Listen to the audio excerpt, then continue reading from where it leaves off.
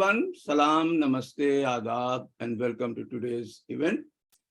Today we have a topic which is very sensitive as well as very much needed to understand and to visit and revisit. Partition and its reflection in literature. तक़सीम Hind और अदब में उसका अक्स and बंटवारा और साहित्य में उसका प्रतिबिंब। आज हमारे पास दो मेहमान पाकिस्तान से और दो हिंदुस्तान से हैं और हमारे एंकर और फिफ्थ जो पार्टिसिपेंट दानिश इकबाल साहब का ये इवेंट है, doctor गाफर Shahzad, writer Pakistan, Dr. Ravish Nadeem, professor, poet, critic, columnist from Pakistan. Mr. Kohli, theatre personality, producer, director, India. Dr. Bodh Prakash, a professor, author, columnist, reviewer from India. अब इससे ज़्यादा मैं क्या कहूँ? Let's move on, and I hand over to Danish Iqbal sir. ख्वातीन हज़रात आदाब। आप सबको याद है फैज साहब की मशहूर नज़्म, तो आज दिन में कई बार वो नज़्म याद आई और कई बार मैंने दोहराई और एक बार फिर आपके सामने दोहराता हूँ। ये सोच के दोहराता हूँ कि जैसे हमको बताया गया था कि ये सिर्फ आज़ादी की नज़्म नहीं है, ये तक़सीम की भी नज़्म है। तो वो फरमाते हैं, ये दाग दाग उजाला, ये शब गजीद सहर, वो इंतजार था जिसका, ये वो सहर तो नहीं, ये वो सहर तो नहीं कि जिसकी आरजू लेकर चले थे यार कि मिल जाएगी कहीं ना कहीं।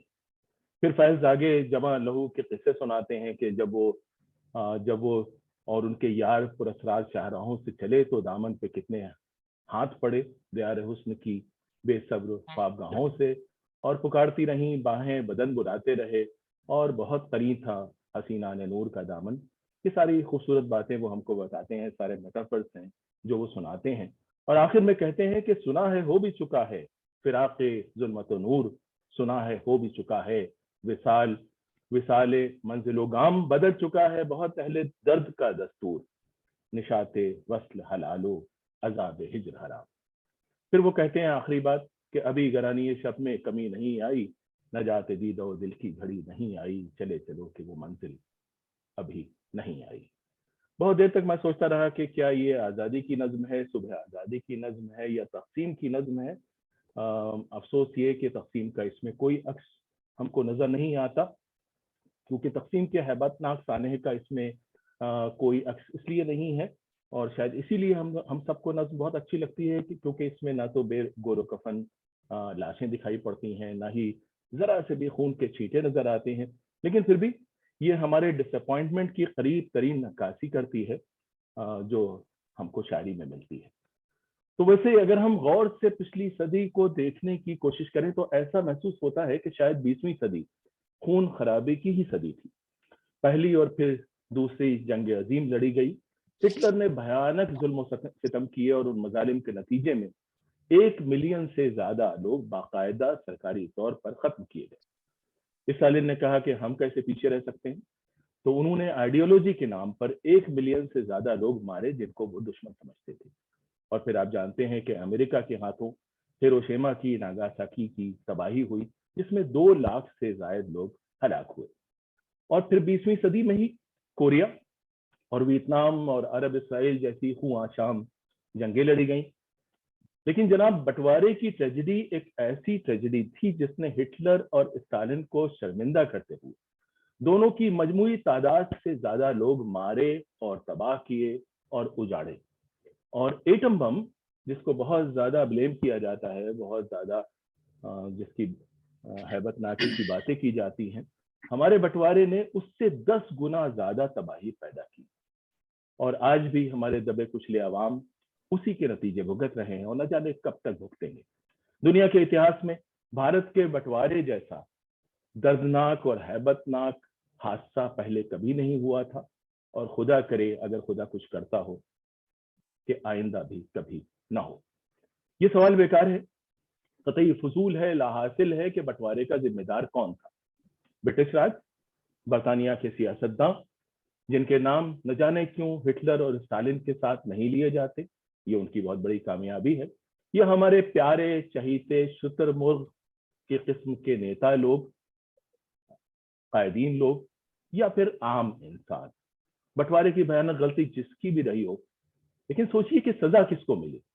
سزا ملی صرف اور صرف عام، غریب، کمزور، بے سہارا انسان کو، اور سب سے بڑھ کر ان بے نام اور گمنام عورتوں کو جن کا بٹوارے میں کوئی رول کبھی نہیں تھا، لیکن ان کے جسموں پر جنگ لڑی گئی اور فریقین کے خیال میں جیتی بھی گئی۔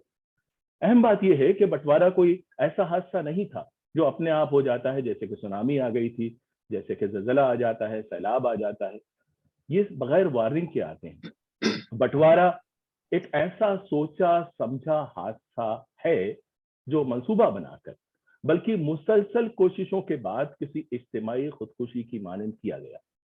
یقین نہیں آتا کہ کوئی انسانی سماج، گروپ یا پارٹی اتنے بڑے حادثے کے لیے برسوں محنت کرے، ماحول تیار کرے، اور پھر اپنے پاگل پن کا شکار خود بھی ہو جائے، اور اپنی اس عظیم الشان اور احمقانہ غلطی پر نہ کفِ افسوس ملے، نہ کوئی ندامت، نہ کوئی پچھتاوا محسوس کرے، بلکہ غلطی کو کامیابی تصور کرے اور مزید غلطیوں کے لیے بھی کمر بستہ رہے۔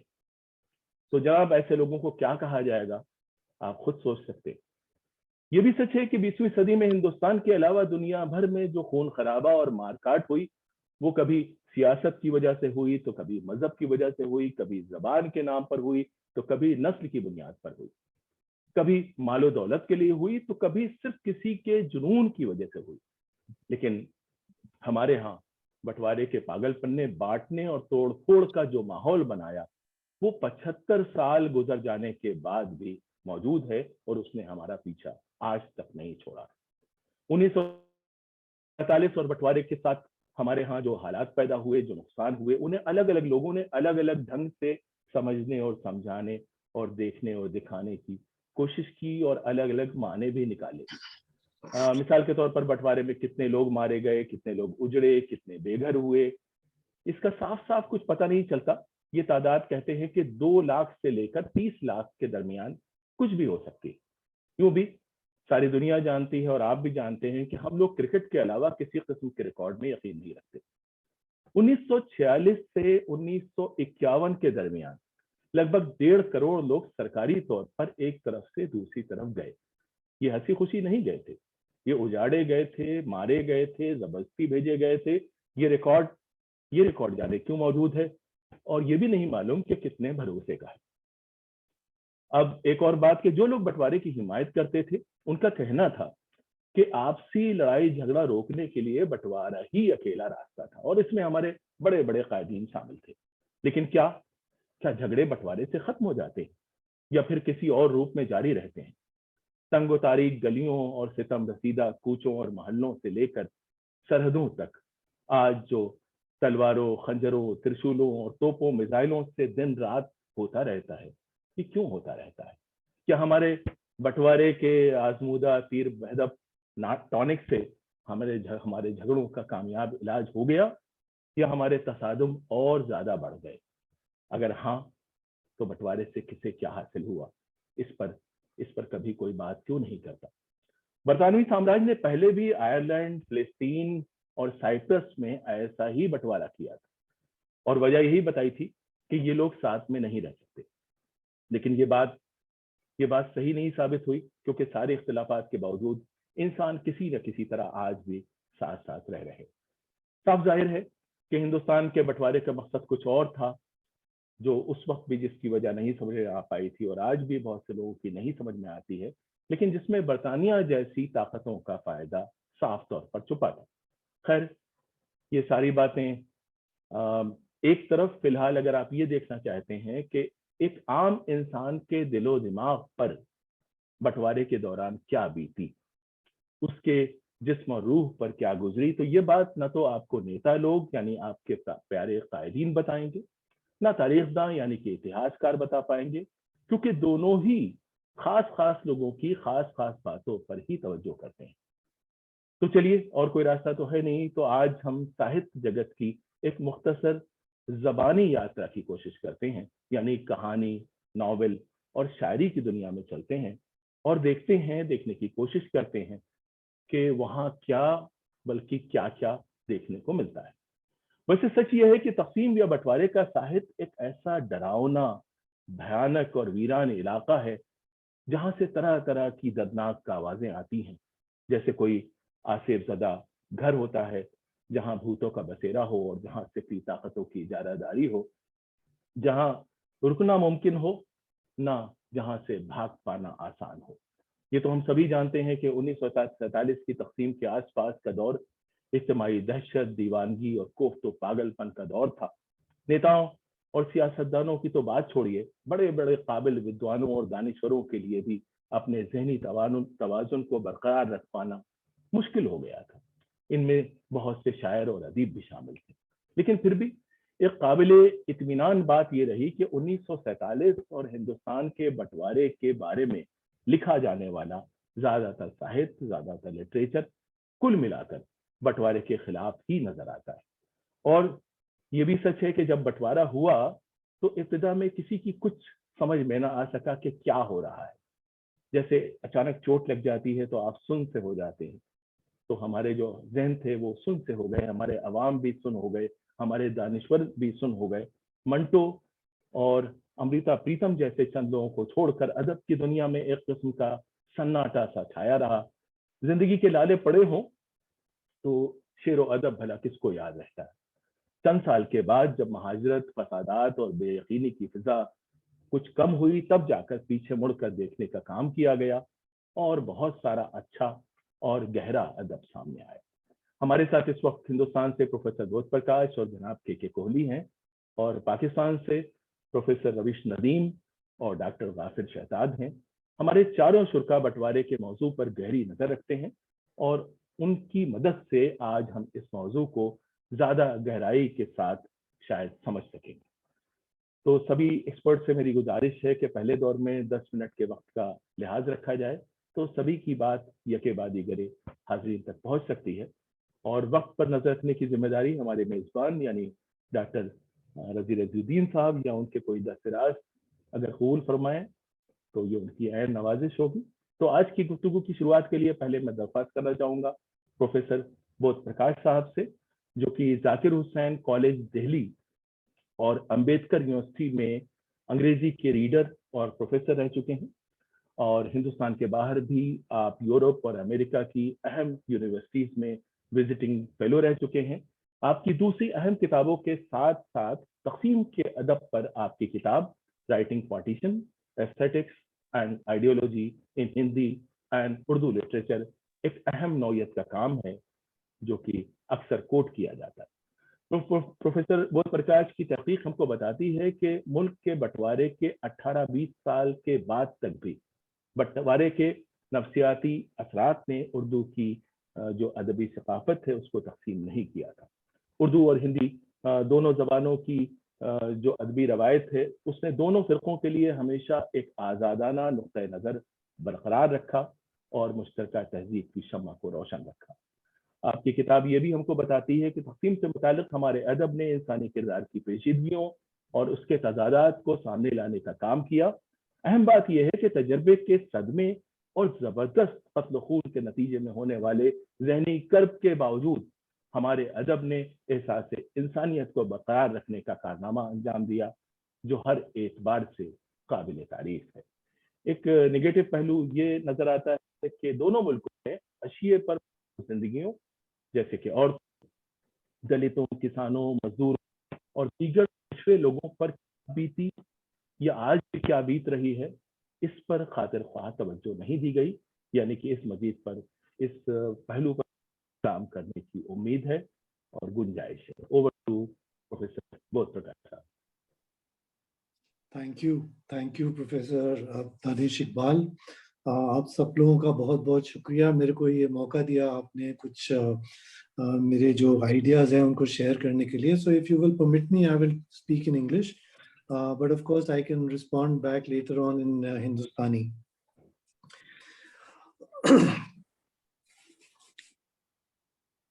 So to begin with, I would like to state that there was a revival of interest in partition literature around the 80s, the mid-80s, at least in India, and in many other countries where Indians and Pakistanis live. This, I mean, there are two possible reasons why this interest was revived. One was, of course, the revival of communal ideology and violence. I could cite instances like the anti-Sikh riots of 1984, the issue of the Babri Masjid in India, which acquired salience in the mid-80s, which led to the demolition of the masjid, as we know. And then, of course, the later Gujarat riots, which ensued. So in a sense, that is one of the reasons why partition, because all these events were in some senses harking back or connected to the ideological roots of partition itself.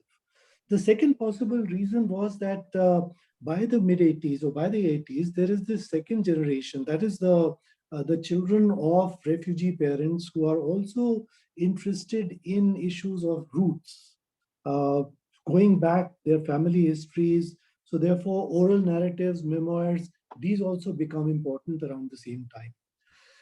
The literature, the literary narratives of partition, and here I'm by the literary narratives, I mean primarily the short stories, the fiction, the novels, which have been produced in many languages, not just Hindi and Urdu, though of course these are very, very major languages, but also in Punjabi, also in Sindhi, Dogri, and Bangla.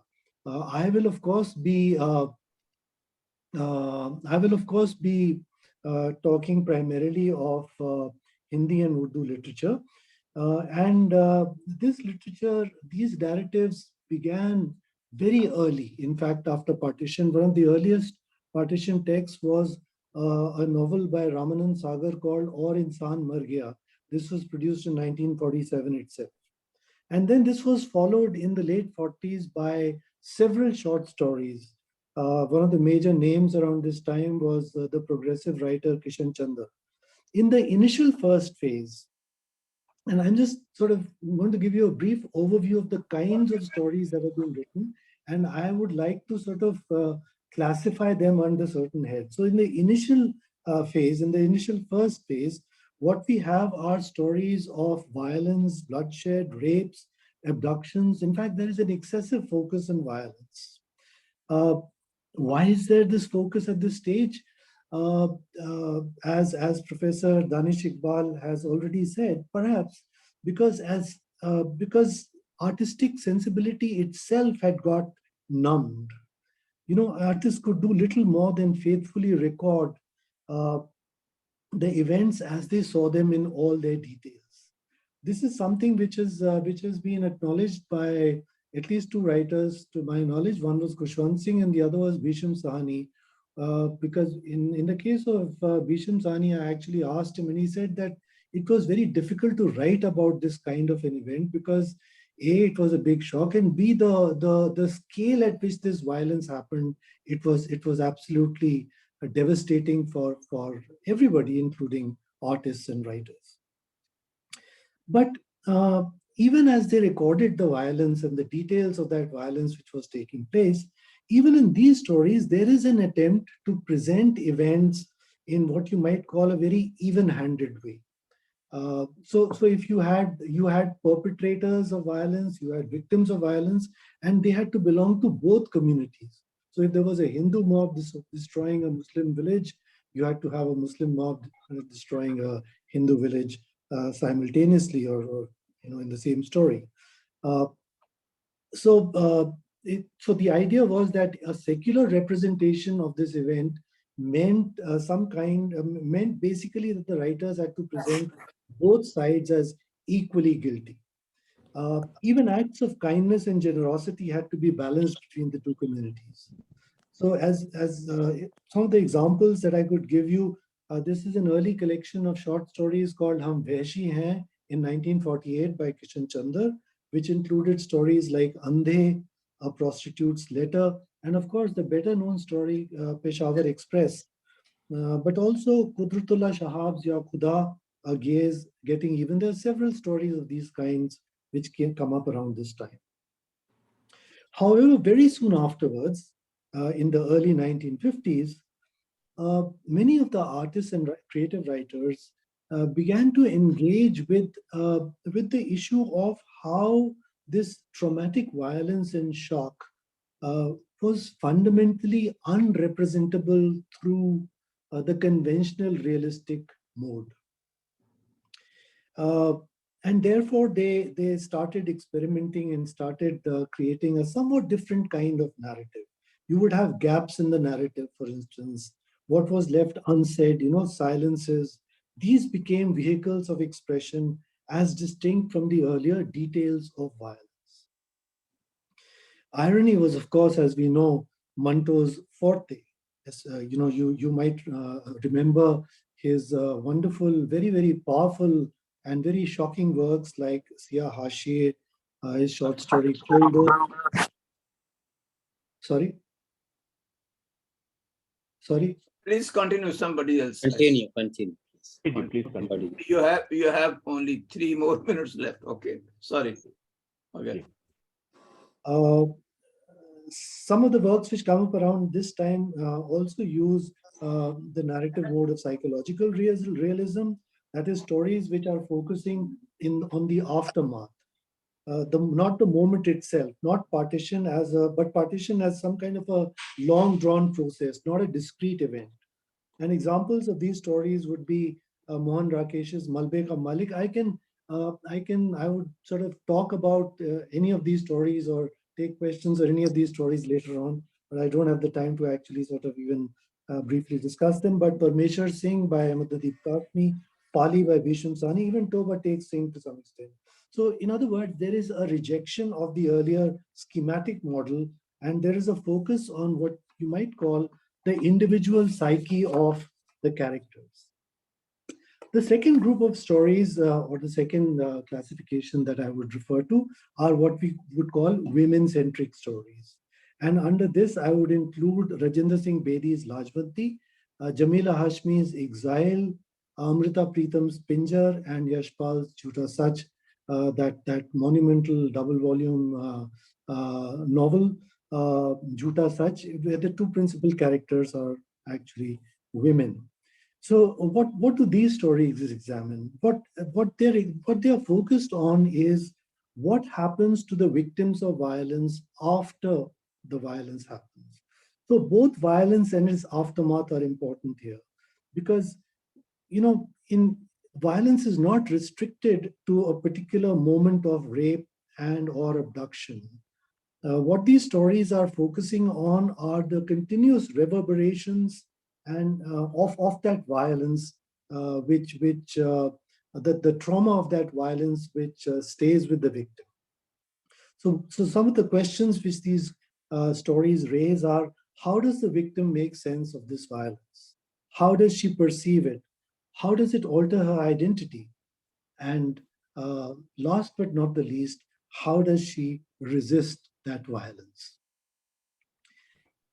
The third group of stories focus on nostalgia and the limits of nostalgia. And under this category, I would include, of course, Intezar Husain's Basti, Joginder Pal's Urdu novella Khwabro, and the Hindi novel by Krishan Baldev Vaid, Guzra Hua Zamana. In all these novels, the memory of the lost poems are realized through a set of images that evoke a sense of purity and innocence. In fact, Guzra Hua Zamana is a kind of coming of age novel, it's growth from childhood to adolescence and so on. So and what are these images? These are images of neem and mango and burger trees, graveyards, particularly important for Shia characters, Havelis, etc.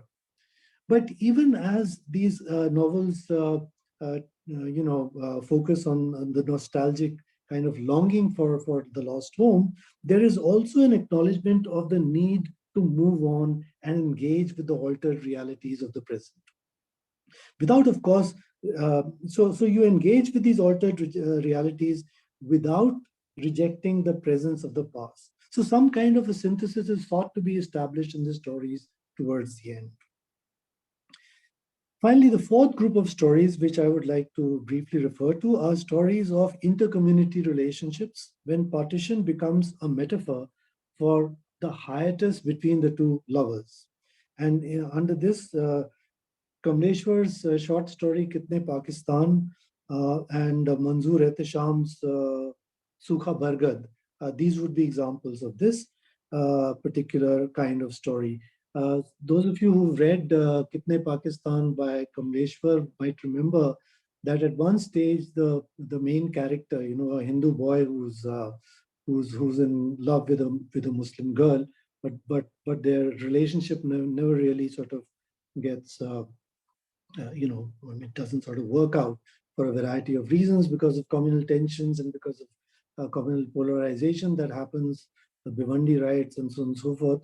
At one point when he's reflecting, about what has gone wrong, he says, very evocative statement. He says, he says that शायद तुम्हारे और मेरे बीच की दूरी का नाम ही पाकिस्तान है. This is also a common trope in other stories.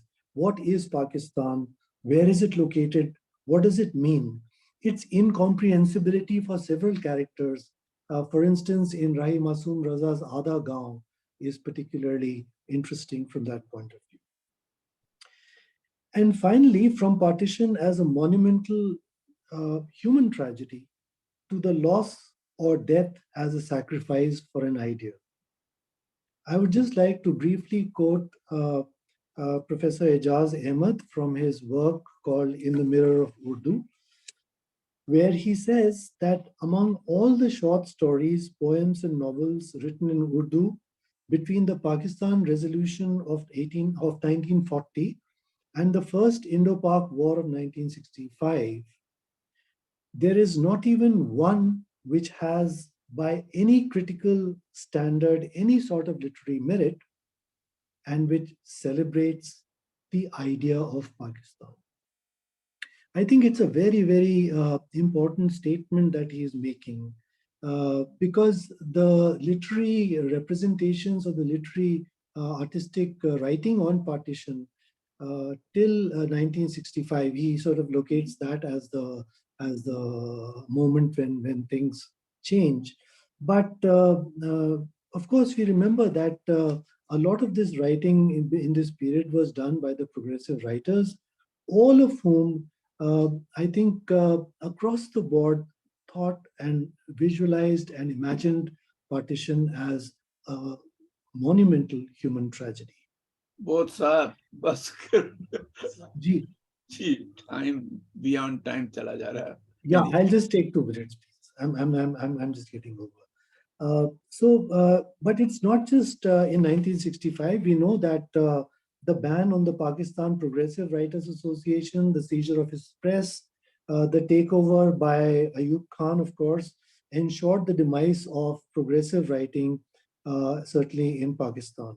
In the late 40s and 50s, and I'm quoting one Pakistani critic, in true McCarthyite fashion, writers associated with the movement were systematically hounded by the authorities. Many of them committed intellectual suicide. They joined the film industry. Some of them, many others, stopped writing completely.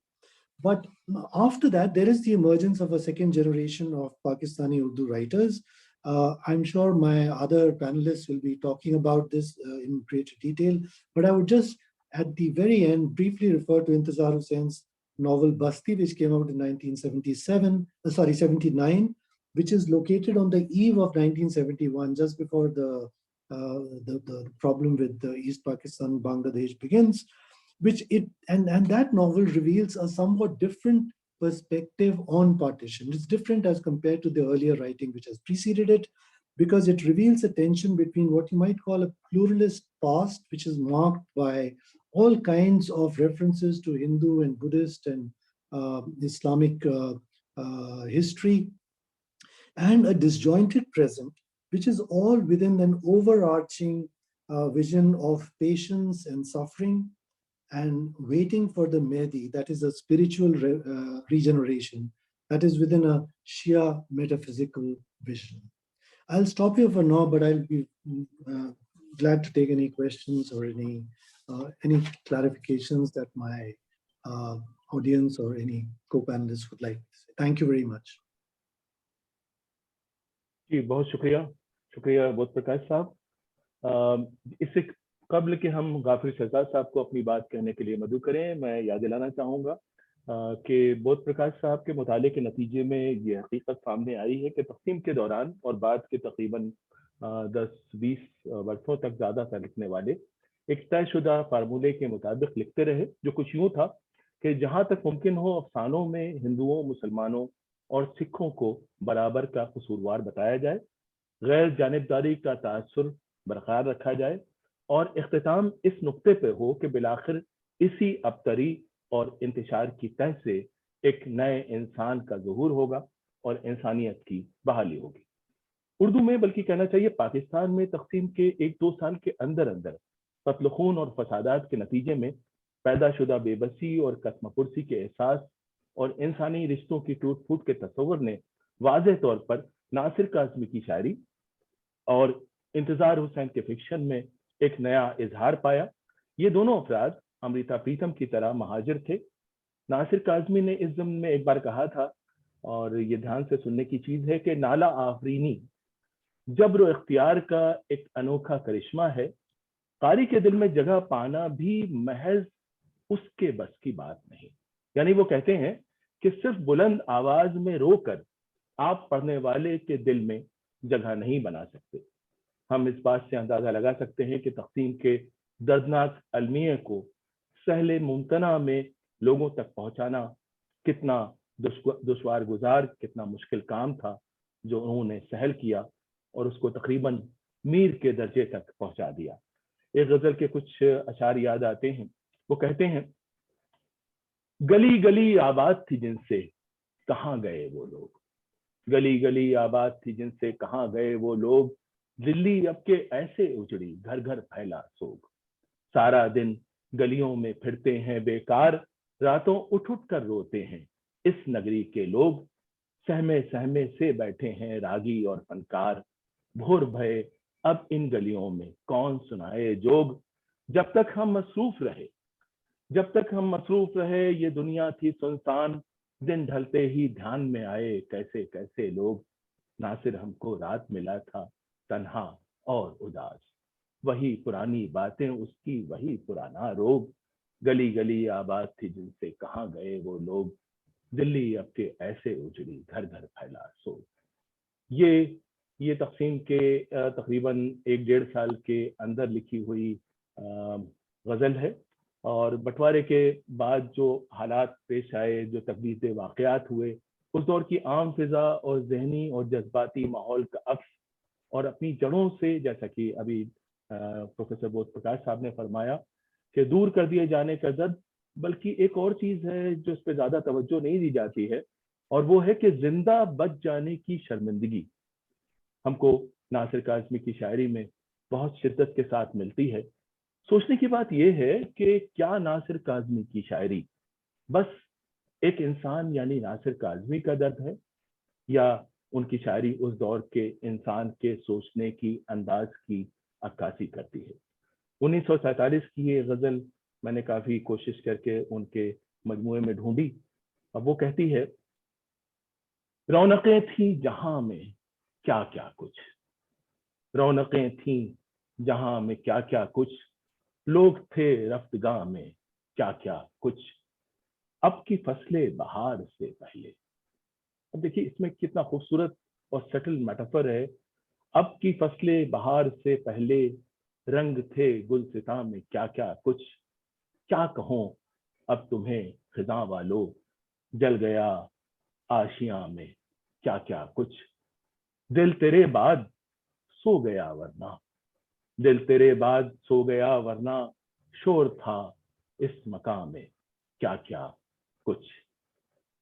चंद और नज़में हिंदी और उर्दू से मैं कुछ देर के बाद आपकी इजाज़त से पेश करना चाहूँगा, लेकिन पहले आइए सुनते हैं डॉक्टर गाफिर शहजाद को।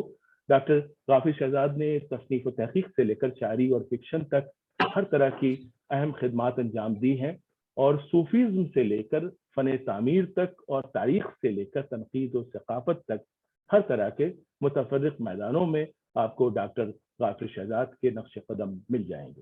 ہمیں خوشی ہے کہ آج وہ ہمارے ساتھ ہیں اور ان کی منفرد صوفیانہ نظر سے، ان کی سوچ سے ہم تقسیم کے موضوع کو سمجھنے کی کوشش کریں گے، اور یہ کوشش یقیناً فکر کے نئے زاویے سے ہمیں متعارف کرائے گی۔ Over to doctor Ghafir Shahzad صاحب۔ جی بہت شکریہ doctor Danish, thank you very much. اور میں I am also thankful to doctor Prakash as well, کیونکہ انہوں نے آئی تھنک کہ میرا بھی کافی سارا کام جو ہے وہ آسان کر دیا، کافی ساری چیزیں سم اپ کر دی ہیں۔ تو اب میں ان باتوں کی طرف تو نہیں جاؤں گا، لیکن جہاں سے ڈاکٹر پرکاش نے چھوڑا ہے میں چاہوں گا کہ ہم وہاں سے بات آگے شروع کریں، جیسا کہ ہمارے پاس وقت کی کمی بھی ہے، اور اس حوالے سے جو بارڈر کے اس طرف کی سٹوری ہے، یہاں جو لوگوں کے ساتھ ہوا یا رائٹرز کے ساتھ ہوا، میں کچھ تھوڑی سی اس کے اوپر روشنی ڈالوں گا۔ تو ابھی جیسے ڈاکٹر پرکاش ذکر کر رہے تھے انجمن ترقی پسند مصنفین کا، تو ہوا یہ کہ وہاں پہ تو شاید انجمن ترقی پسند مصنفین کے جو نمائندہ لوگ تھے ان کو کچھ نہ کچھ کام کرنے کا موقع مل گیا ہو، لیکن ہمارے ہاں صورتحال بڑی مختلف رہی۔ یہاں پہ جسٹ تقسیم سے پہلے 1939 میں حلقہ ارباب ذوق، اور اس سے تھوڑا عرصہ پہلے انجمن ترقی پسند مصنفین کی بنیاد جو پروگریسو رائٹر ایسوسی ایشن ہے، اس کی بنیاد رکھی گئی تھی، اور اس کے مطابق اس نے اردو ادب کو کافی متاثر کیا۔ لیکن جو حلقہ ارباب ذوق کے ادیب اور شاعر تھے، وہ زیادہ تر ادب کو ادب کے طور پر ہی لیتے تھے، اور ان کا خیال تھا کہ ہمیں جو ادب کا فریم ورک ہے اس کے اندر کچھ شاہکارے تخلیق کرنے چاہیے۔ لیکن جو انجمن ترقی پسند مصنفین ہے، اس کا ہم دیکھتے ہیں کہ وہ لوگوں کو اور رائٹرز کو زندگی کے ساتھ جوڑتی تھی، سیاسی اور سماجی سطح کے اوپر جو بھی مسائل تھے وہ ان کو ایڈریس بھی کرتی تھی، اور اپنے رائٹر سے یہ خیال بھی کرتی تھی کہ وہ اپنی تحریروں میں ایسی باتیں ضرور جو ہے وہ لکھیں گے، اور ایک لحاظ سے وہ ایکٹیولی پارٹیسپیٹ بھی کرتے تھے سیاسی اور سماجی سرگرمیوں میں۔ تو یہ تو ٹھیک تھا، لیکن وہ ادب کو جس ڈائریکشن پہ لے کے جا رہے تھے، وہ اگر تو پارٹیشن نہ ہوتی تو شاید ہمارا اردو ادب، جیسے ظہیر بابر کا ناولٹ ہے لندن کی ایک رات، تو ہم شاید اس طرح کی زندگی کو دیکھتے اور ہمارے ادب کا رخ جو ہے وہ اسی جانب جاتا۔ لیکن پارٹیشن ہو جانے کے بعد جو چند باتیں جس کے بارے میں عام طور پر ذکر بھی کیا جاتا ہے، جو ٹراما کی کیفیت تھی، یا جو وائلیشن تھا، یا جو ریپ ہوئے، یا جو لوٹ مار ہوئی، یا جو بھی معاملات ہیں، اس کے اوپر کہانیوں میں بھی اور ہماری تاریخ کی کتابوں میں بھی مل جاتا ہے، اس کے حوالے سے کچھ نہ کچھ ذکر چلتا رہتا ہے۔ لیکن ہوا یہ ڈاکٹر دانش کے پاکستان میں یہ ہوا کہ پاکستان بننے کے بعد جو صورتحال تھی، اس میں یکدم ہی کچھ لوگوں کو یہ احساس پیدا ہو گیا کہ پاکستان چونکہ ایک نظریاتی مملکت ہے اور اسلام کی بنیاد پر حاصل کیا گیا ہے، تو یہاں کا ادب جو ہے اس کو بھی اسلامائز کرنا چاہیے، اور اس کے لیے محمد حسن عسکری جیسے میں سمجھتا ہوں اہم نقاد، انہوں نے باقاعدہ اس کی بنیادیں بھی فراہم کی اور اس کے اوپر باقاعدہ کام شروع کیا، اور بتایا کہ جو اسلامی ادب ہے وہ کیا ہوتا ہے، اور ہمیں ایک نظریاتی سلطنت میں رہتے ہوئے کس طرح کی تخلیقات کرنی چاہیے۔ تو انہوں نے جو انجمن ترقی پسند مصنفین کا زاویہ نگاہ تھا ادب میں، جو پرسپیکٹیو تھا، اس کو یکسر چینج کر دیا۔ اچھا، اس میں ان کو سہولت اس وجہ سے بھی ہو گئی کہ جو انجمن ترقی پسند مصنفین کے کچھ نمائندہ ادیب اور شاعر تھے، ان کو کوئی ایسا ہوا کہ 1952 میں راولپنڈی سازش کیس ایک معروف واقعہ ہے، تو اس میں کچھ فیض احمد فیض اور ندیم قاسمی اور ان کے ساتھ جتنے لوگ تھے ان کو گرفتار کر لیا گیا، جیلوں میں ڈال دیا گیا، اور کہا گیا کہ یہ ملک کے خلاف کوئی سازش کرنے جا رہے ہیں۔ تو اس سے نقصان یہ ہوا کہ ادیبوں اور شاعروں میں ایک خوف و ہراس پھیل گیا، اور انجمن ترقی پسند مصنفین جو ہے وہ ختم ہو گئی، اور اس کی جگہ کے اوپر قدرت اللہ شہاب نے ایوب خان کے کہنے پر جو ہے وہ رائٹرز گلڈ اس کی بنیاد ڈالی، جو کہ سرکاری سرپرستی میں ادب پروڈیوس کرنے والوں کی حوصلہ افزائی کرتی تھی، ان کو ایوارڈز بھی دیتی تھی اور نگرانی بھی کرتی تھی، نگاہ بھی رکھتی تھی کہ کس طرح کا ادب تخلیق کیا جا رہا ہے۔ اچھا، اسلامی ادب کی طرف جب نگاہ گئی تو اس پیریڈ میں ہمارے ہاں بجائے اس کے کہ ہم 47 کی پارٹیشن کے بارے میں کچھ انالیسس کرتے اور کچھ اس پہ توجہ دیتے، ایک جذباتی سی صورتحال پیدا کر دی گئی، اور اس میں جو جو نسیم حجازی ہیں، انہوں نے جو تاریخی ناول لکھے اور اس میں جس طرح سے اسلام کو اور اسلام کے جو سپہ سالار ہیں ان کو جیسے اپنا لیڈر بنا کے پیش کیا، تو ان کی بہت بڑی لیڈرشپ تھی، بہت لوگ ان کو پڑھتے تھے، ایک عہد کو انہوں نے متاثر کیا۔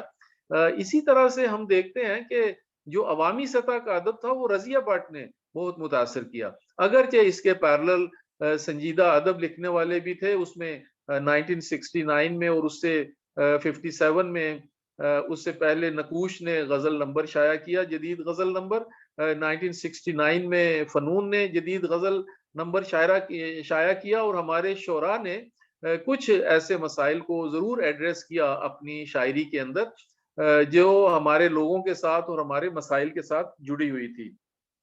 اچھا، اس طرح سے جو خالص اور عوامی ادب ہے اس کی کوشش کی گئی کہ اس کا رخ جو ہے وہ اسلامی غزل کی طرف جوڑ دیا جائے، اور 1970 کے بعد خاص طور پہ جو ہماری 1970 کی دہائی ہے اس میں اسلامی غزل کہنے والوں میں بڑے اہم نام ہیں، جیسے اظہار الحق ہیں، غلام حسین ساجد ہیں، ثروت حسین ہیں۔ تو ان لوگوں نے باقاعدہ اسلامی شناخت جو ہے اس کو ادب کا حصہ بنایا، لیکن یہاں پر مسئلہ پیدا ہو گیا کہ اسلام کی جو بنیاد ہے بر صغیر میں اس کو کہاں سے شروع کیا جائے۔ کچھ لوگ کہنے لگے یہ محمد بن قاسم سے شروع ہونی چاہیے، کچھ کہنے لگے کہ یہ نیل و فرات سے ہونی چاہیے، اور کچھ لوگوں کا خیال تھا کہ یہ 1947 سے ہونی چاہیے۔ تو یہ جو اسلامی تشخص تھا اور جو ثقافت کی جڑیں تلاش کرنے کا عمل تھا، اور اوپر سے جو انجمن ترقی پسند مصنفین پہ پابندی لگ گئی تھی، اور صورتحال یہ تھی کہ لاہور میں پارک ٹی ہاؤس میں جو رائٹرز بیٹھتے تھے وہ دائیں اور بائیں ضرور دیکھتے تھے کہ کون بیٹھا ہوا ہے، اور انتظار حسین نے بھی اپنے کچھ تحریروں میں سفید کپڑوں والوں کا جو ذکر کیا ہے، وہ وہی لوگ تھے جو شاعروں اور ادیبوں کے پیچھے پڑے رہتے تھے کہ یہ کیا سوچ رہے ہیں اور کیا کر رہے ہیں۔ اچھا، ثقافتی سطح پر جس بحران کا شکار کر دیا گیا اس ملک کو، تو جو اصل مسائل تھے وہ ایک طرف رہ گئے، اور یہ جتنی بھی تخلیقی صلاحیتیں تھیں ان میں ایک کنفیوژن پیدا کر کے اس طرف شناخت کے مسئلے کی طرف لوگوں کو لایا گیا کہ جہاں پہ ہم اپنی ثقافتی جڑیں تلاش کریں اور اس کے مطابق جو ہے ہم لکھیں۔ اچھا، اس کا نتیجہ کیا نکلا کہ 47 کے فوراً بعد کی جو ایک دہائی ہے خاص طور پہ، اس دہائی میں جو ادب تخلیق ہوا اس میں چند ایک افسانوں کو چھوڑ کے زیادہ تر میں سمجھتا ہوں 80-90% جو ادب تخلیق ہوا جس کا تقسیم کے ساتھ یا اس کے آفٹر شاکس کے ساتھ تعلق بنتا تھا، وہ بڑا تاثراتی سا ادب تخلیق کیا گیا۔ اچھا، وہ تاثراتی ادب ہونے کی وجہ سے اس کے اندر وہ ڈیپتھ نہیں آ سکی، یعنی اگر کریکٹر بھی بلڈ کیا ہے تو وہ سرسری سا کریکٹر بلڈ کیا ہے جو پوری طرح تاثر بھی نہیں چھوڑتا، اور یہ چونکہ 47 کی جو پارٹیشن تھی یہ ایک تاریخی واقعہ تھا اور اس کے کچھ فیکٹس تھے، اور ان فیکٹس میں جیسے ابھی آپ بھی ذکر کر رہے تھے کہ اس میں یہ بتا دیا گیا کہ برابر کی سطح پہ لوگوں کا قصور تھا۔ تو یہ جو برابر کی سطح پہ جب ذمہ داری ڈال دی جاتی ہے تو پھر کوئی شخص بھی گلٹی نہیں ہوتا، ہر کوئی یہ سمجھتا ہے کہ ہم تو ٹھیک تھے وہ غلط تھے۔ تو اس کنفیوژن کی وجہ سے ادب سے لوگوں کی توجہ بھی ہٹی، اور جو تخلیقات ہوئیں، جو افسانے لکھے گئے، جو ناول ایون لکھے گئے، اس میں سوائے اس کے کہ 47 سے پہلے کی جنریشن جو ہے وہ کرداروں کی شکل میں ان افسانوں میں یا ان ناولوں میں آتی ہے، اور پھر 47 کے بعد زندگی جس ڈگر پہ چل پڑتی ہے اس ڈگر کا ذکر اذکار جو ہے وہ ان ناولوں اور ان افسانوں میں ہو جاتا ہے۔ ترقی پسند تحریک پہ پابندی لگنے کے بعد यहाँ पर जो दो कुव्वतें थीं, एक अमेरिका की और दूसरी रशिया की, तो वो जो कम्युनिज्म मूवमेंट थी या सोशलिज्म मूवमेंट थी, और दूसरी तरफ जो मॉडर्निज्म था, जो अमेरिका का इन्फ्लुएंस था यहाँ पे, तो पाकिस्तान के अदीब शायर और यहाँ का कल्चर और यहाँ की सियासी और समाजी सूरत हाल दो हिस्सों में भी इस तरह से तकसीम हुई। लेकिन अदीबों शायरों को जब कैदो बंद की सऊबतें बर्दाश्त करना पड़ी, तो यहाँ से जितना भी लिटरेचर था कम्युनिज्म का या सोशलिज्म का, वो खत्म कर दिया गया। वो रद्द अमल के तौर पे कि क्योंकि यहाँ पे वो इस्लामी नजरियाती ममलिकत कायम करने की ख्वाहिश थी, और उसी तरह का लिटरेचर जो है वो चाहते थे कि प्रोड्यूस हो। तो उसने हमारे अदब को बहुत मुतासर किया। हमारे बाकी जो राइटर्स थे जैसे गुलाम अब्बास हैं या उनके हमरा बाकी जितने लोग थे, उन्होंने फिर सवाए इसके कि आम मुआशरती जिंदगी के जो मौजूआत हैं उस पे कलम उठाया। अगरचे उनका जो धनक एक नॉवलेट है गुलाम अब्बास का, वो 61 और 2 में उस वक्त शाया हुआ, और मैं समझता हूँ वो बहुत ही बोल्ड किस्म का, कि उसमें बाकायदा ये जो मजहबी जमातों की उस वक्त यहाँ पे असर रसूख बढ़ रहा था, उसमें उन्हें नीली टोपियों वाले और सब्ज टोपियों वाले इस तरह के वो जो है इस्तारे इस्तेमाल करके कैरेक्टर्स बना के बाकायदा ये बताया गया कि अब जब इन लोगों के हाथ में हुकूमत आ रही है, तो अब यहाँ पे सियासी और समाजी क्या सूरत हाल होगी। वो चांद के ऊपर एक लैंड करता है जहाज, और उसके रद्द अमल के तौर पे जो हुकूमत यहाँ होती है, और रद्द अमल होता है कि चांद पे कैसे इंसान जो है वो लैंड कर सकता है, उसमें इन लोगों का जो एक रद्द अमल है उससे वो अफसाना नॉवलेट जो है वो निकलता है। तो वो फिर गुलाम अब्बास की तवज्जो भी इसी तरह नदीम कासमी साहब, उन्होंने देही मुआशरत के ऊपर बहुत सारा लिखा, वर्ल्ड वार 2 के ऊपर भी लिखा। अगरचे उन्होंने पार्टीशन पे भी कुछ अफसाने लिखे और किरदार, लेकिन वो कोई जज्बाती सतह पर और नॉस्टैल्जिक किस्म के थे, जिसमें वही आपस में इनको मिलाने की। तो मैं समझता हूँ कि शायरों अदीबों ने ये कोशिश जरूर की है कि इन लोगों को आपस में मिलाया जाए, और ये जो आपस में कन्फ्लिक्ट्स पैदा हो गई हैं वो खत्म की जाए।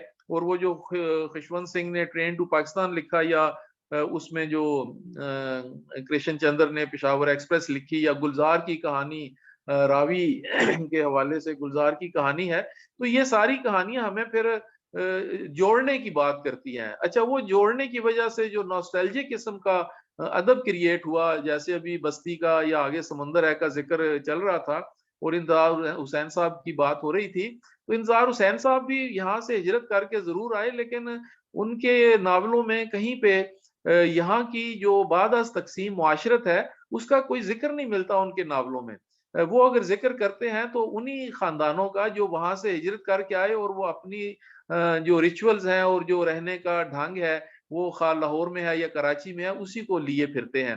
तो यहाँ से मिक्सअप होके जो चीजें नई शक्ल बनी, उसके ऊपर इंतजार हुसैन साहब ने नहीं लिखा, और लोगों को एक नॉस्टैल्जिक सी फजा में ले गए, जिसने एक खुमार की सी कैफियत तारी रखी, और लोग पूरी तवज्जो से रैशनलिस्टिक अप्रोच के साथ इस सारी सूरत हाल को देख नहीं सके। अच्छा, उसमें 2-3 और मसले थे जिन पे जरूर लिखा जाना चाहिए था, जिस पे मंटो ने यजीद लिखा, वो था पानी की तकसीम का मसला।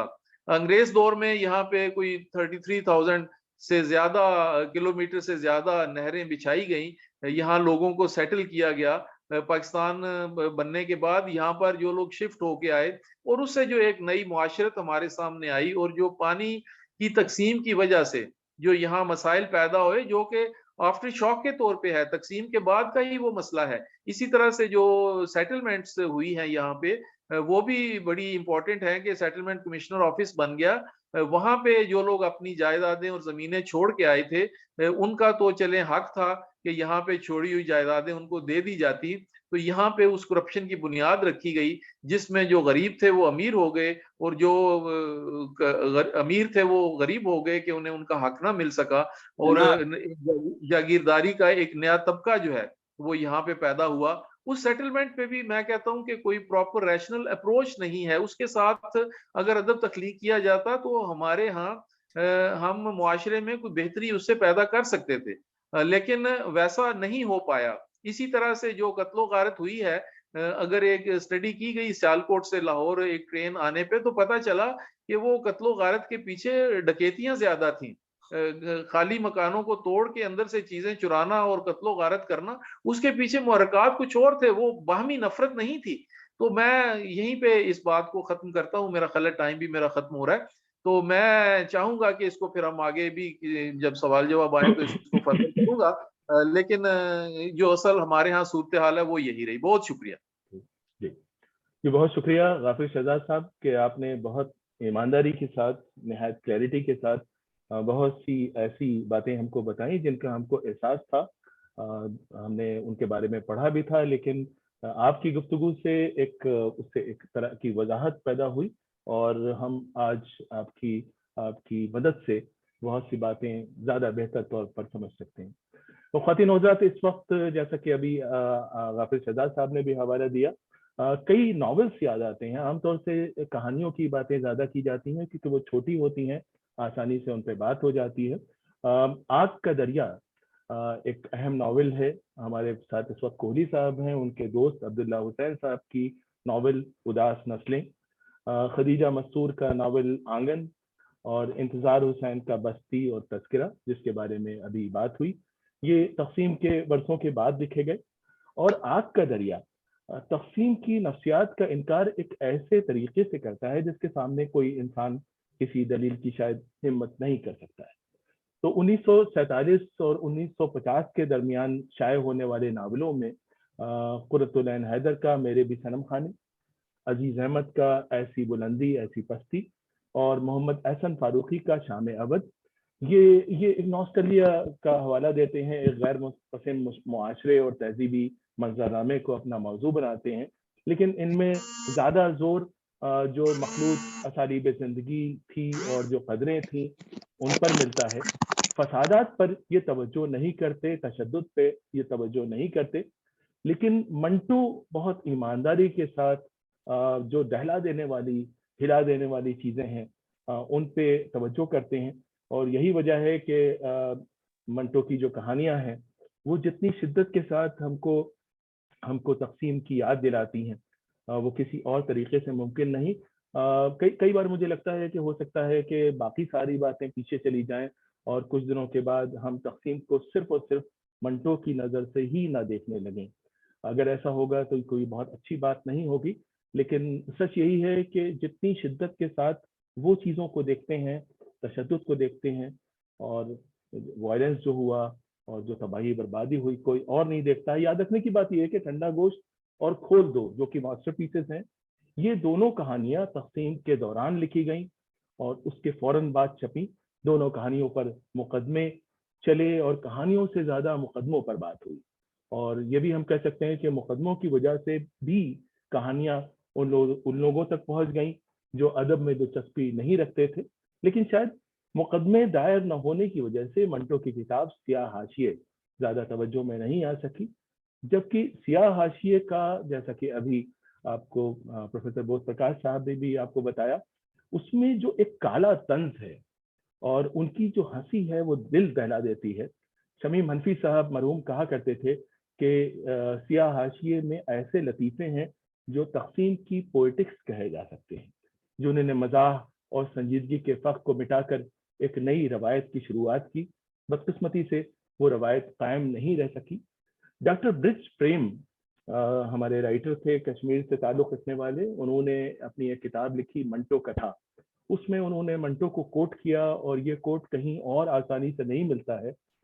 چونکہ اسی میں ہے تو ضرور یا تو انہیں کسی خط میں انہیں لکھا ہوگا یا ان سے براہ راست گفتگو میں یہ بات آئی ہوگی. وہ کہتے ہیں کہ سمجھ میں نہیں آتا، منٹو کہتے ہیں سمجھ میں نہیں آتا. یہ بات میں غافر شہزاد صاحب نے جو باتیں بتائیں اس کی روشنی میں کہنا چاہتا ہوں. سمجھ میں نہیں آتا کہ ہندوستان اپنا وطن ہے یا پاکستان، اور وہ لہو کس کا ہے جو ہر روز اتنی بے دردی سے بہایا جا رہا ہے. وہ ہڈیاں کہاں جلائی یا دفن کی جائیں گی جن سے مذہب کا گوشت پوست چیلیں اور گدھ نوچ نوچ کر کھا گئے ہیں. ہندو اور مسلمان دھڑا دھڑ مر رہے تھے. کیوں مر رہے تھے؟ ان سوالوں کے مختلف جواب تھے. بھارتی جواب تھا، پاکستانی جواب تھا، اور انگریزی جواب تھا. ہر سوال کا جواب موجود تھا، مگر اس جواب میں حقیقت تلاش کرنے کا سوال پیدا ہوتا تو اس کا کوئی جواب نہ ملتا. کوئی کہتا اسے غدر کے کھنڈرات میں تلاش کرو. کوئی کہتا یہ ایسٹ انڈیا کمپنی کی حکومت کی تاریخ میں ملے گا, کوئی کہتا پیچھے ہٹ کر اسے مغلیہ خاندان کی تاریخ میں ٹٹولنے کی ضرورت ہے. سب پیچھے ہی ہٹتے جاتے تھے اور قاتل اور سفاک برابر آگے بڑھتے جاتے تھے. ابھی آپ کو غافر شہزاد صاحب نے بتایا کہ جو قاتل اور سفاک تھے وہ کون لوگ تھے. عام طور سے جب یہ کہا جاتا ہے کہ دونوں برابر کے ذمہ دار تھے, تو اصلی بات یہ ہے کہ دونوں کے مجرم ذمہ دار تھے اور وہی ذمہ دار تھے. قائدین بھی ذمہ دار تھے, لیکن یہ صرف زیادہ تر کرمنل ایکٹیویٹیز ہوئیں, اور بقول فیض صبح آزادی کے ساتھ پھیلنے والا جو اجالا تھا, انہیں مجرمانہ حرکتوں کی وجہ سے ایسا داغدار ہو گیا کہ اب اس پر شرم آتی ہے, جس نے ہمارا اور حال اور مستقبل بھی داغدار کر دیا.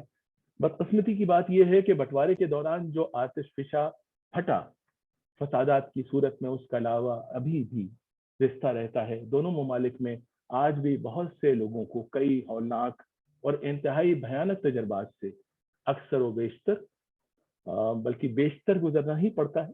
لیکن کیا ہمارا 75 سال کا تجربہ منٹو جیسا گہرا طنز پیدا کر پایا؟ کیونکہ روز روز کا بٹوارا اب ہمارے لیے ایک عام بات ہو چکا ہے.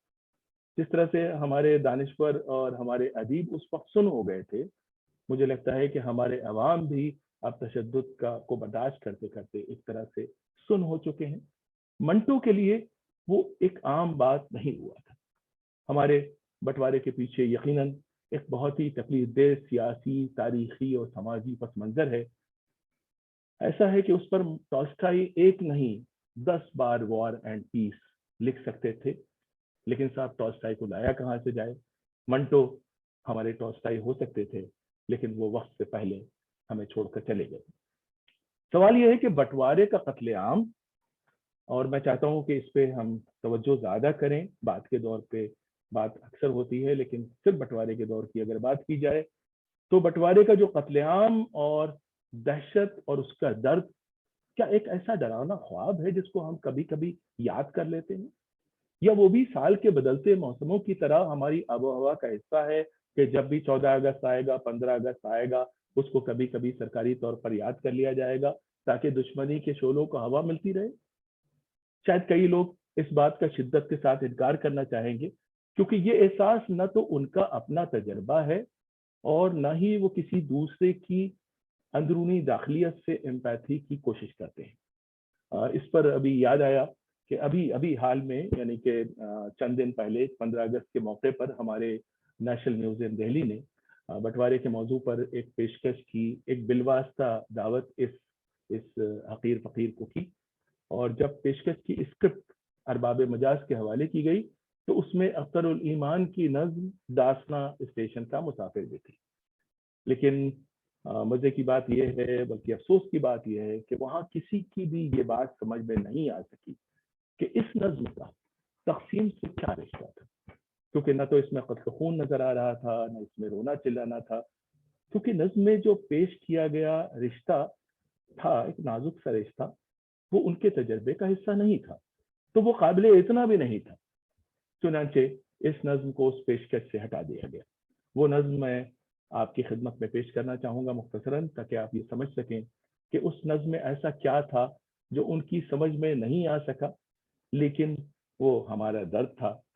تو اختر الایمان کی نظم داستان اسٹیشن کا مسافر اگر آپ نے نہیں پڑھی ہے تو میں بتانا چاہوں گا کہ بٹوارے کے سانحے کے نتیجے میں ایک بکھر چکے سماج کے ان کہے درد کی ایک ننھی سی جھلک, زیادہ بڑی جھلک نہیں, بہت ننھی سی جھلک اس کہانی کے ذریعے فلم کے فلیش بیک کی طرح ہم کو نظر آتی ہے. وہ فلموں کے لیے بہت زیادہ لکھتے تھے, اور نتیجے میں ان کی شاعری میں بھی یہ جو فلیش بیک کی ٹیکنیک ہے, جو کہ بیسیکلی فلمی ٹیکنیک ہے, اس کا عکس ہم کو نظر آتا ہے. تو ہوتا یہ ہے کہ اس نظم کے داستان اسٹیشن پر گاڑی رکتی ہے, تو ایک نیا مسافر ٹرین میں آتا ہے. شاعر کو نہیں معلوم کہ یہ کون سی جگہ ہے, چنانچہ شاعر کے پوچھنے پر نیا مسافر بتاتا ہے اسٹیشن کا نام داسنا. اور داسنا کا نام آتے ہی شاعر اندر ہی اندر اپنے آپ سے باتیں کرنے لگتا ہے, ماضی کے دھندلکوں میں چلا جاتا ہے, حال میں واپس آتا ہے, اور یوں اپنے ادھورے پیار کے قصے سے ایک اجڑے خاندان, ایک ختم ہو چکے محلے, اور بلکہ تباہ ہو چکے ایک معاشرے کی ہم کو جھلک دکھلاتا ہے. شاعر کبھی خود سے بات کرتا ہے، کبھی مسافر سے، کبھی بٹوارے کے حالات میں کھو چکی قیصر سے باتیں کرتا ہے، لیکن ان باتوں سے ہم کو فلم کے فلیش بیک جیسا تجربہ ہوتا ہے جو نجی ہوتے ہوئے بھی ایک بکھر چکے سماج کا بہت اداس منظر پیش کرتا ہے۔ تو نظم کچھ یوں ہے، کون سا اسٹیشن ہے؟ داسنا ہے صاحب جی، آپ کو اترنا ہے؟ جی نہیں نہیں، لیکن داسنا تو تھا ہی وہ، میرے ساتھ قیصر تھی یہ بڑی بڑی آنکھیں، اس تلاش میں کھوئی رات بھر نہیں سوئی، جب میں اس کو پہنچانے اس اجاڑ بستی میں ساتھ لے کے آیا تھا۔ شاید شاعر قیصر کی یاد سے بچنا چاہتا ہے، تبھی تو مسافر سے باتیں کرنے لگتا ہے۔ میں نے ان سے پھر پوچھا، آپ مستقل شاید داسنا میں رہتے ہیں؟ جی یہاں پہ کچھ میری سود کی دکانیں ہیں، کچھ تو عام خانے ہیں، یعنی کہ کھانے کے ہوٹل بھی ہیں۔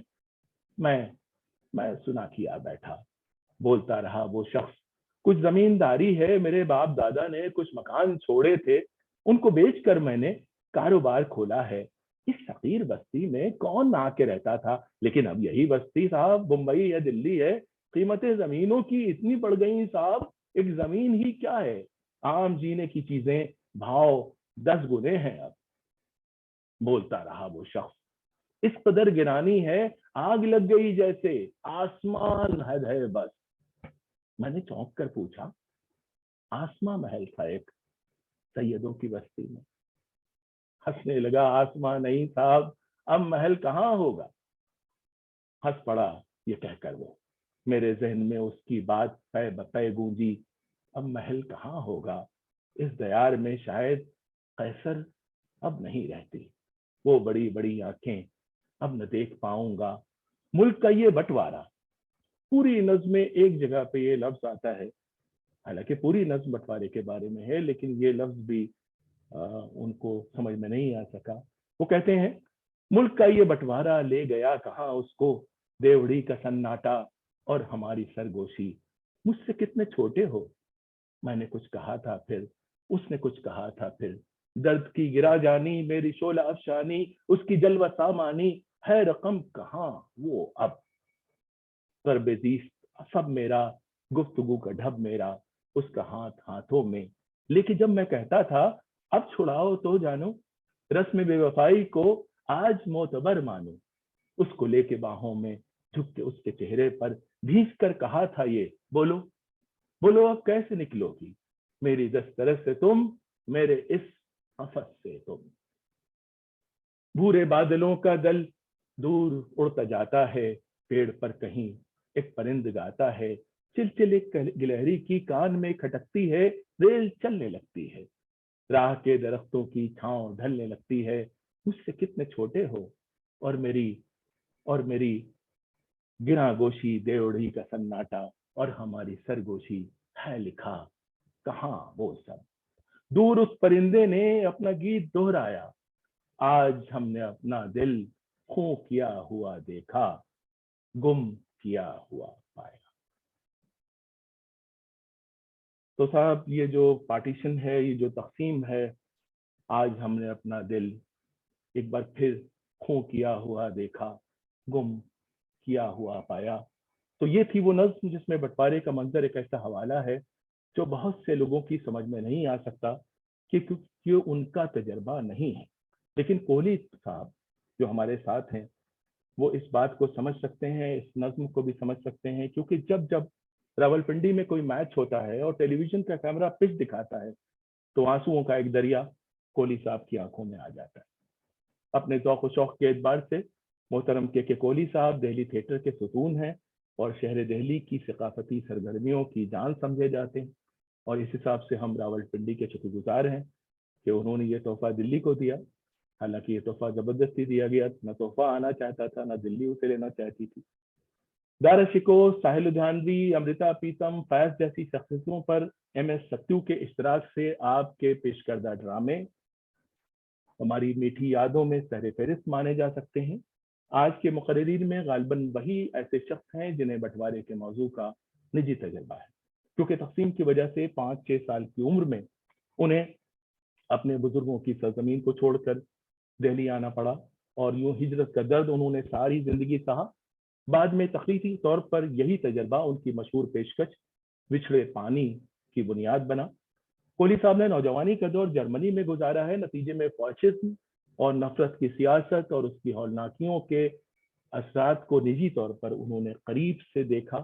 چنانچہ اس تجربے نے بھی کوہلی صاحب کو ایک زاویہ دیا ہے جس نے تمام زندگی انگلی پکڑ کر انہیں چلایا، اور ان کی تخلیقی کوششوں کا یہ مرکز و محور بھی کہا جا سکتا ہے۔ اوور ٹو کے کوہلی صاحب۔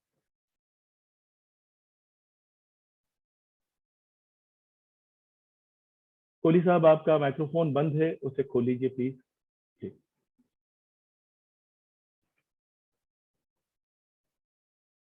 جی آپ کا مائکروفون بند ہے، اسے اسکرین پہ ٹچ کیجیے، وہ کھل جائے گا۔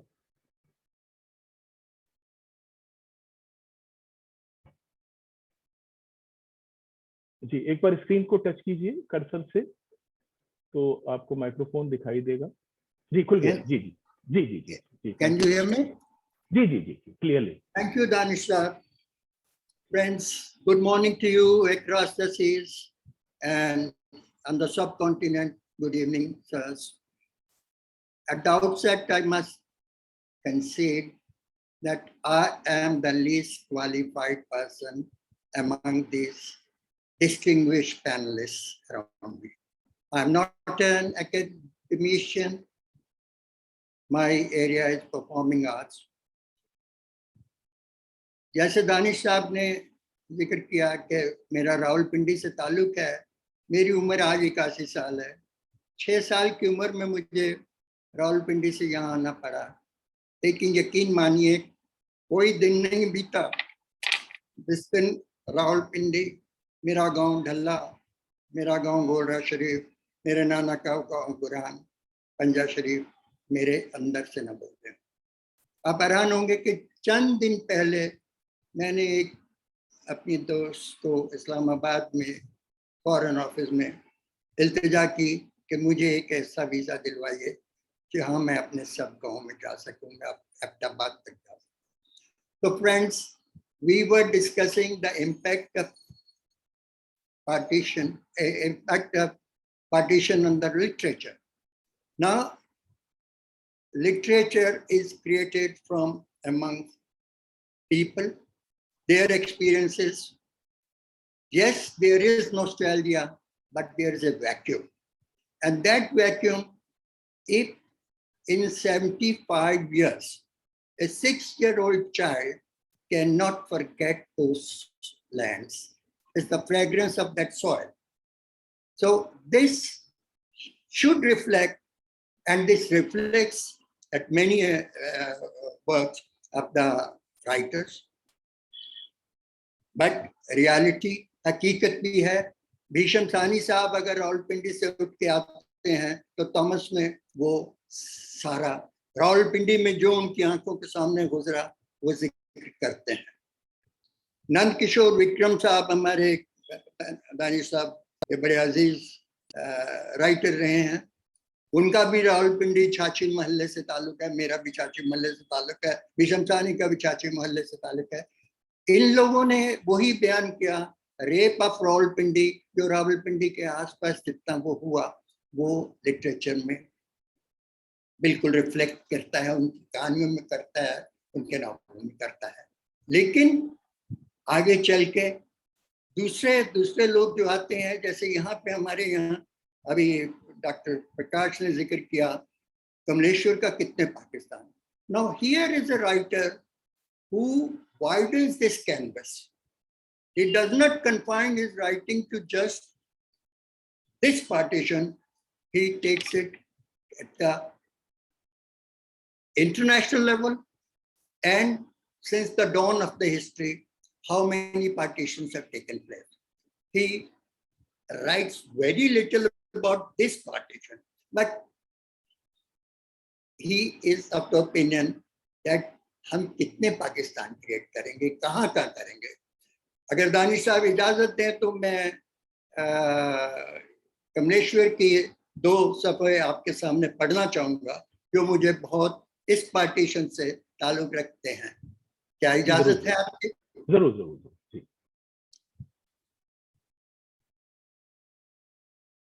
इस नावल में कोई हीरो नहीं है, कोई विलन नहीं है, वक्त को उसने ज़मीर को ही हीरो बना दिया है। तो एक ये सीन ये है कि एक मेजर तनवीर करके एक मुस्लिम ऑफिसर वर्ल्ड वॉर 2 से वापस आता है। तो वो कहता है कि सुबह उठा, नाश्ता किया और हाथ धो के बाहर चल दिया। वो आगे बढ़ा तो दाहिनी तरफ बंसवाड़ी के पास लड़कों का एक गोल मुस्लिम लीग जिंदाबाद का सबक याद कर रहा था, गला फाट फाट कर। तन्नू इन बच्चों को देखकर मुस्कुरा दिया। मेजर तनवीर को तन्नू कहते हैं घर में। लड़कों के उस जुलूस में कई हिंदू लड़के भी थे और वो भी गला फाट फाट कर मुस्लिम लीग को जीने की दुआ दे रहे थे। एक कौन किस्म का पाकिस्तान बना रहा है भाई? तन्नू ने मुस्कुराते हुए पूछा। तो लड़के नारे लगाते हुए बंसवाड़ी की उत्तर तरफ आ गए। आवाजें आती रहीं, नारे तकदीर, नारे तकबीर, अल्लाह अकबर, कायदे आजम जिंदाबाद, मुस्लिम लीग जिंदाबाद। और एकाएक तन्नू ने पाया कि वो हकीम साहब के बड़े फाटक में है। उसने जल्दी से हकीम साहब को अदाब किया। वहाँ उत्तर पट्टी के तमाम लोग मौजूद थे। साथ में मौजूद थे अलीगढ़ से आए काली शेरवानी वाले 2 लोग। बातचीत चल ही रही थी, काली शेरवानी बोल रही थी। और सबसे बड़ी बात तो ये है कि दुनिया के नक्शे पर एक और इस्लामी हुकूमत का रंग चढ़ जाएगा और ये भी नामुमकिन नहीं कि दिल्ली के लाल किले पर एक बार फिर सब इस्लामी परचम लहराता नजर आए। तन्नू को पाकिस्तान के बनने न बनने में कोई दिलचस्पी नहीं थी। वो एक चारपाई की पार्टी पर टिक गया। सुन रहे हैं कि जिन्ना साहब शिया हैं? ना मालूम किसने कहा। मुसलमान हैं, काली शेरवानी को। तभी दूसरी शेरवानी ने कहा, सुनिए किबला, अल्लाह की रस्सी को मजबूती से पकड़िए। आज उस रस्सी का नाम मोहम्मद अली जिन्ना है। आप अल्लाह की ताकत हैं। उठिए और कहिए कि आप पाकिस्तान बनाना चाहते हैं। तन्नू खिलखिलाकर हंस पड़ा। काली शेरवानी वालों ने उलझन से उसको देखा। देखिए, मैं कोई सियासी आदमी नहीं हूँ। ये सरकारी मुसलमानों का मोहल्ला है। लीग के अलावा और किसे वोट दे सकता है? तन्नू ने शेरवानियों से कहा, ये सब तो सरकार परस्ती की वजह से लीग को वोट देंगे, लेकिन आप अनपढ़ मुसलमान कुलसुम का वोट नहीं ले सकते। वो अपने बेटे का सही नाम नहीं ले सकती। वो मुमताज को मुताज कहती है। तो बहुत शरीफ लड़का था, आप उसे क्या जाने। वो स्वामी सहजानंद और राहुल संकीर्तन के किसान आंदोलन में शामिल था। वो कासमाबाद के थाने पर गोली खाकर मर गया। मैं तो किसान आंदोलन की लड़ाई के वक्त पर यहाँ नहीं था। सुना है कि आंदोलन के दरमियान मुमताज बड़ी बहादुरी से मरा। यानी जब उसे यकीन हो गया कि लगी हुई गोली खाकर वो बचेगा नहीं, तो मौत के डर से वो रोया या अस्पताल ले जाने के लिए गिड़गिड़ाया नहीं। उसने फायरिंग के दरमियान भागते हुए एक आदमी को का दामन पकड़ लिया और कह दिया, ए भैया गंगोली जइयो तो कह दियो हमारी अम्मा से कि हम मर गए। किसान की इस बेसूर शहादत को आप नहीं समझ सकते। कह दियो हमारी अम्मा से कि हम मर गए। इस संदेश में छुपे दर्द के दर्द को आप नहीं समझ सकते। आपके जिन्ना साहब मलाबार हिल की जो इमारत छोड़कर पाकिस्तान जाएंगे तो बेहतर इमारत बना देंगे। अगर वो चाहेंगे तो अपनी बीवी रत्ती की कब्र उखाड़ कर पाकिस्तान ले जाएंगे, क्योंकि उनका रिश्ता जमीन से नहीं। लेकिन कुलसुम तो इस जमीन में सदियों से दफन पुरखों और कासमाबाद थाने पर मरे अपने बेटे मुमताज की कब्र उठाकर पाकिस्तान नहीं ले जा पाएगी। अगर सारी कब्रें ले गए तो हिंदुस्तान का पूरा आंगन उखड़ जाएगा। जब मुसलमान को कटा फटा मुल्क तो मिल जाएगा, लेकिन वो घर आंगन से महरूम हो जाएगा। क्या यही चाहते हैं आप लोग? बोलिए, क्या यही चाहते हैं? काली शेरवानियों के पास कोई उत्तर नहीं था। तन्नू और भड़क उठा, आप जान का डर पैदा कर रहे हैं।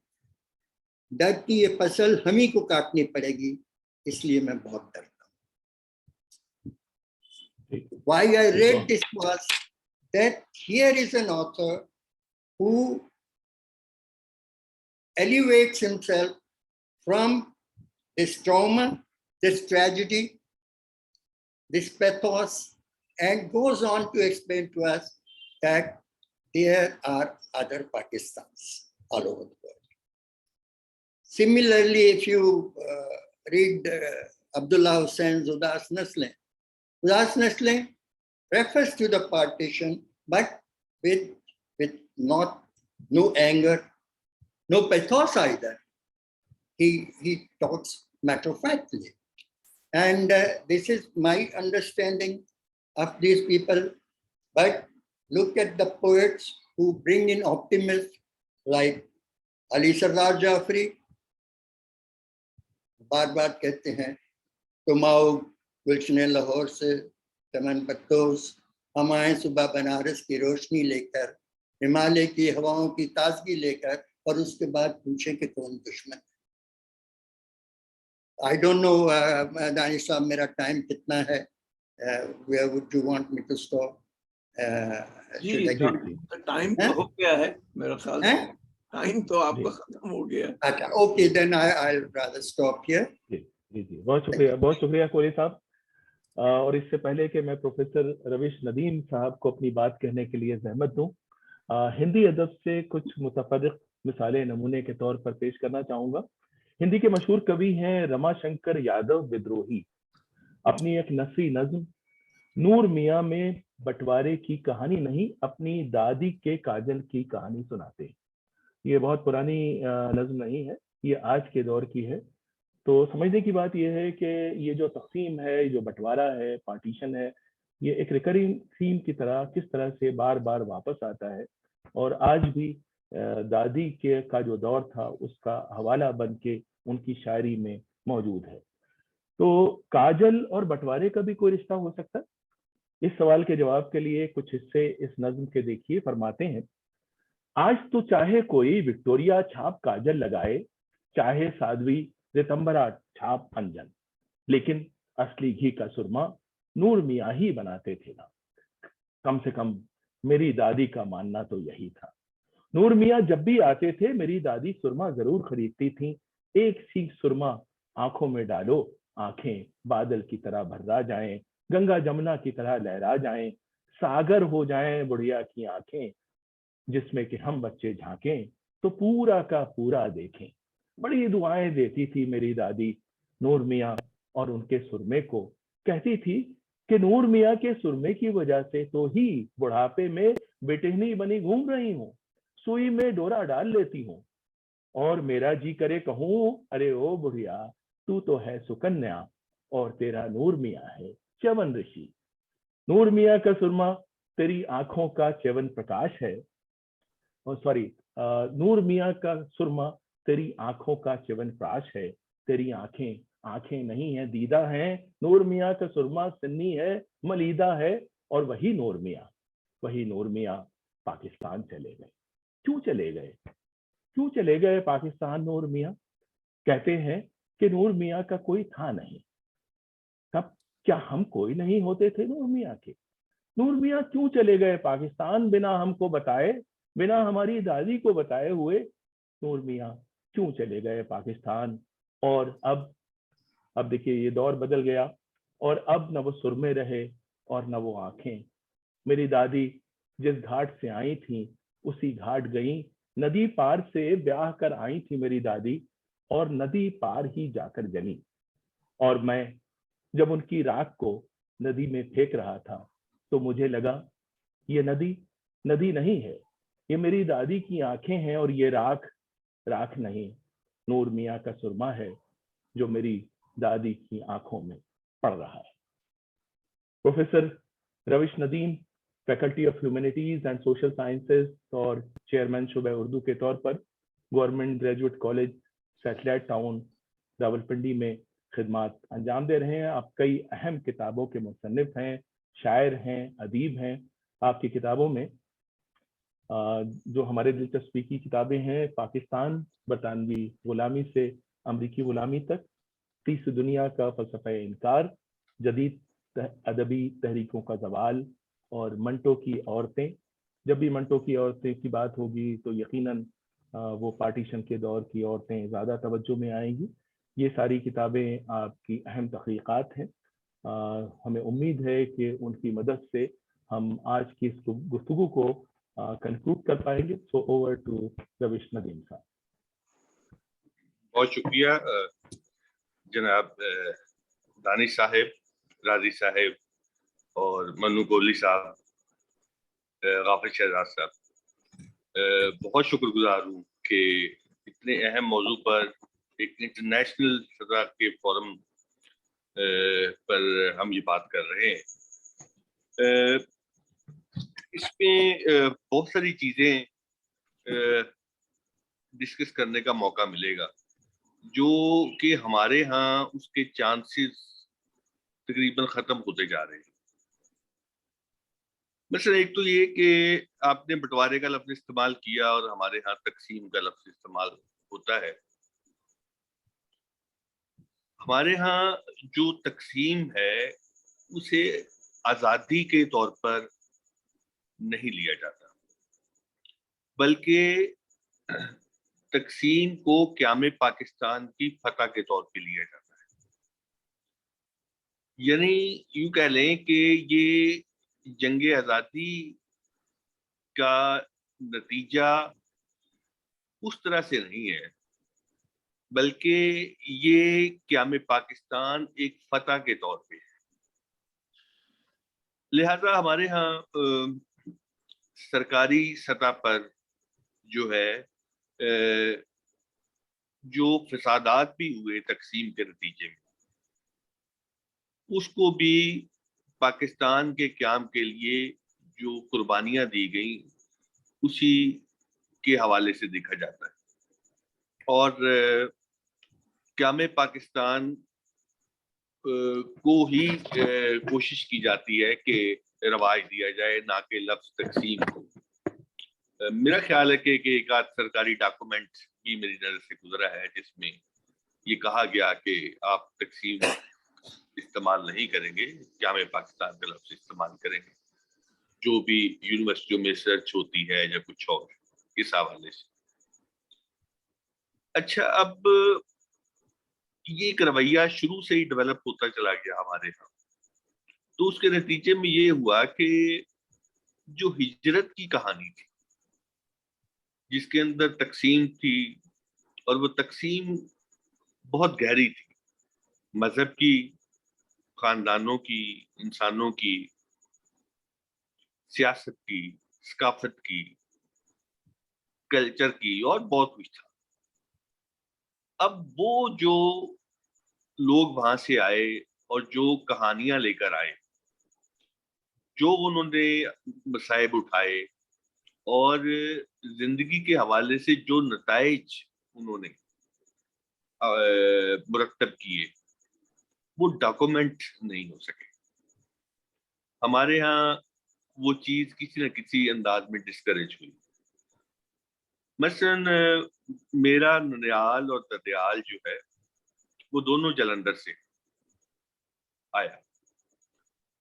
اب میری دادی جو 3 طرح کے لفظ بولتی تھی کہ جب ہم دیس میں رہتے تھے, یعنی جب وہ جلندھر تھے, جو دیس اس کو وہ دیس کا لفظ بولتی, اور پھر ایک لفظ اور بولتی تھی کہ جب اجاڑے پڑے, میں اردو میں بول رہا ہوں, جدوں اجاڑے پے, جب اجاڑ ہو گیا سارا کچھ.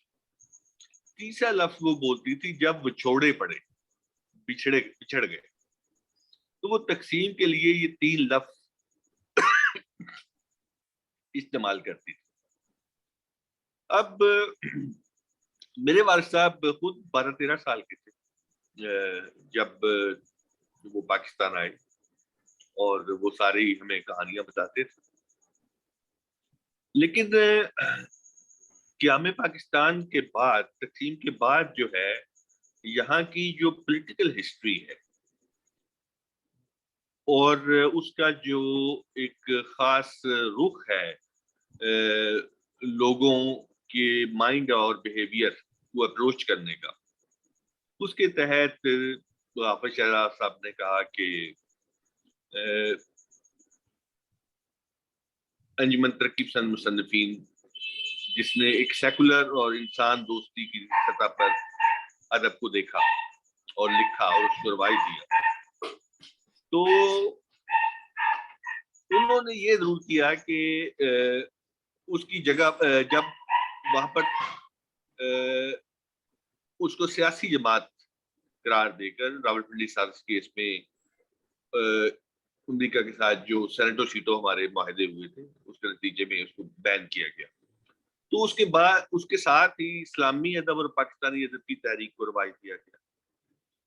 تو وہ نسل جو تقسیم کے تجربے سے گزر رہی تھی، منٹو اور اس کے ہم اثر، وہ تو چیزوں کو کسی اور طرح سے دیکھ رہے تھے. اور وہ لوگ جو ہجرت کا دکھ برداشت کر رہے تھے، ادھر سے ادھر گئے یا ادھر سے ادھر آئے، وہ بھی چیزوں کو کسی اور طرح سے دیکھ رہے تھے. لیکن 60 کی دہائی میں ایک ایسی نسل سامنے آئی جو یوں کہہ لیں کہ پہلے 5 سالہ ترقیاتی منصوبے اور ویسٹرن بیس انڈسٹریلائزیشن کے تحت ایک نئے ادب کی پروردہ بنی.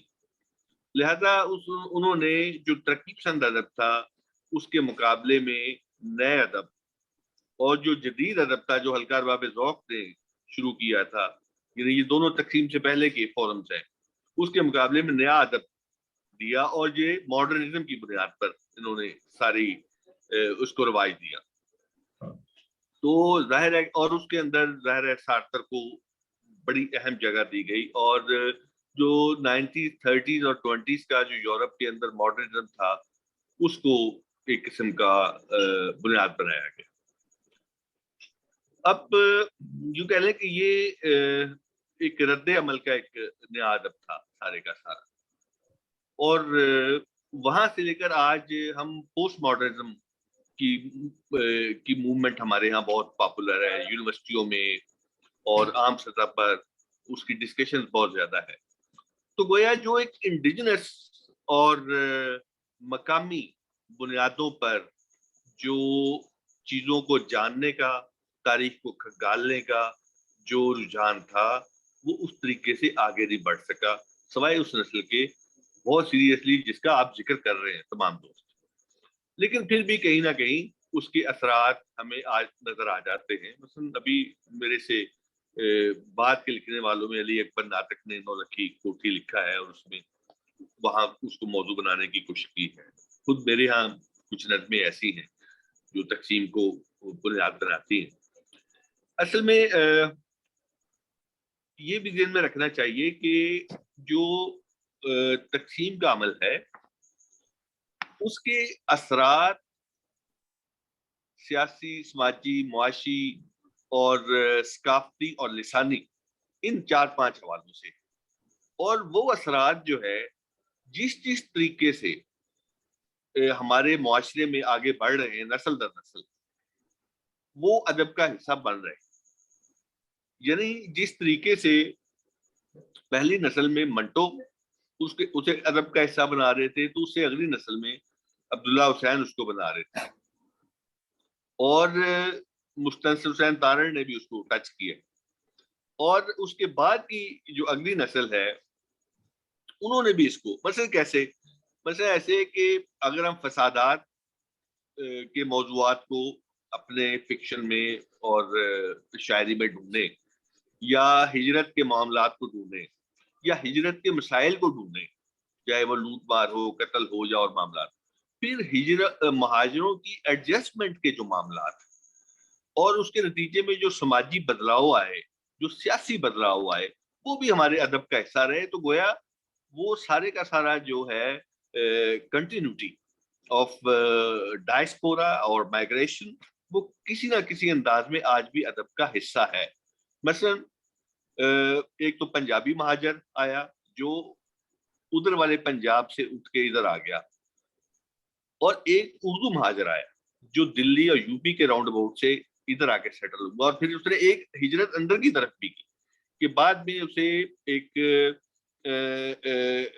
کانسٹیچوئنسی کے چکر میں سیاستدانوں نے اسے کراچی کی طرف دھکیلا اور وہاں سیٹل کیا، اور جس نے ایک مستقل جو ہے ایک ارتضاد کو ڈیولپ کیا سندھ کے اندر. پھر زبان والے معاملات جو ہیں، جو اردو کے حوالے سے جو بنگلہ دیش کے اندر رد عمل کی صورت میں بھی سامنے آئے اور آگے تک بڑھتے رہے. پھر وہیں پر کراچی میں جو مہاجر قومی موومنٹ بنی، اس کے جو اثرات آئے ثقافت پر اور سیاست پر، اور وہ آگے سمندر تک یا کراچی تک، یہ سارے ناول جو بعد میں لکھے گئے یا افسانے آج بھی لکھے جا رہے ہیں، اس میں کسی نہ کسی طریقے سے وہ سارا کچھ ڈسکس ہو رہا ہے. پھر جو ہمارا جو اردو سپیکنگ مہاجر تھا، وہ چونکہ ہمارے ہاں اردو کو ایک سرکاری زبان قرار دیا گیا، تو وہ ایک اردو اہل زبان کے طور پر ایک خاص طرح کی ایک لنگوسٹک ہیجمنی بھی ڈیولپ انہوں نے کی.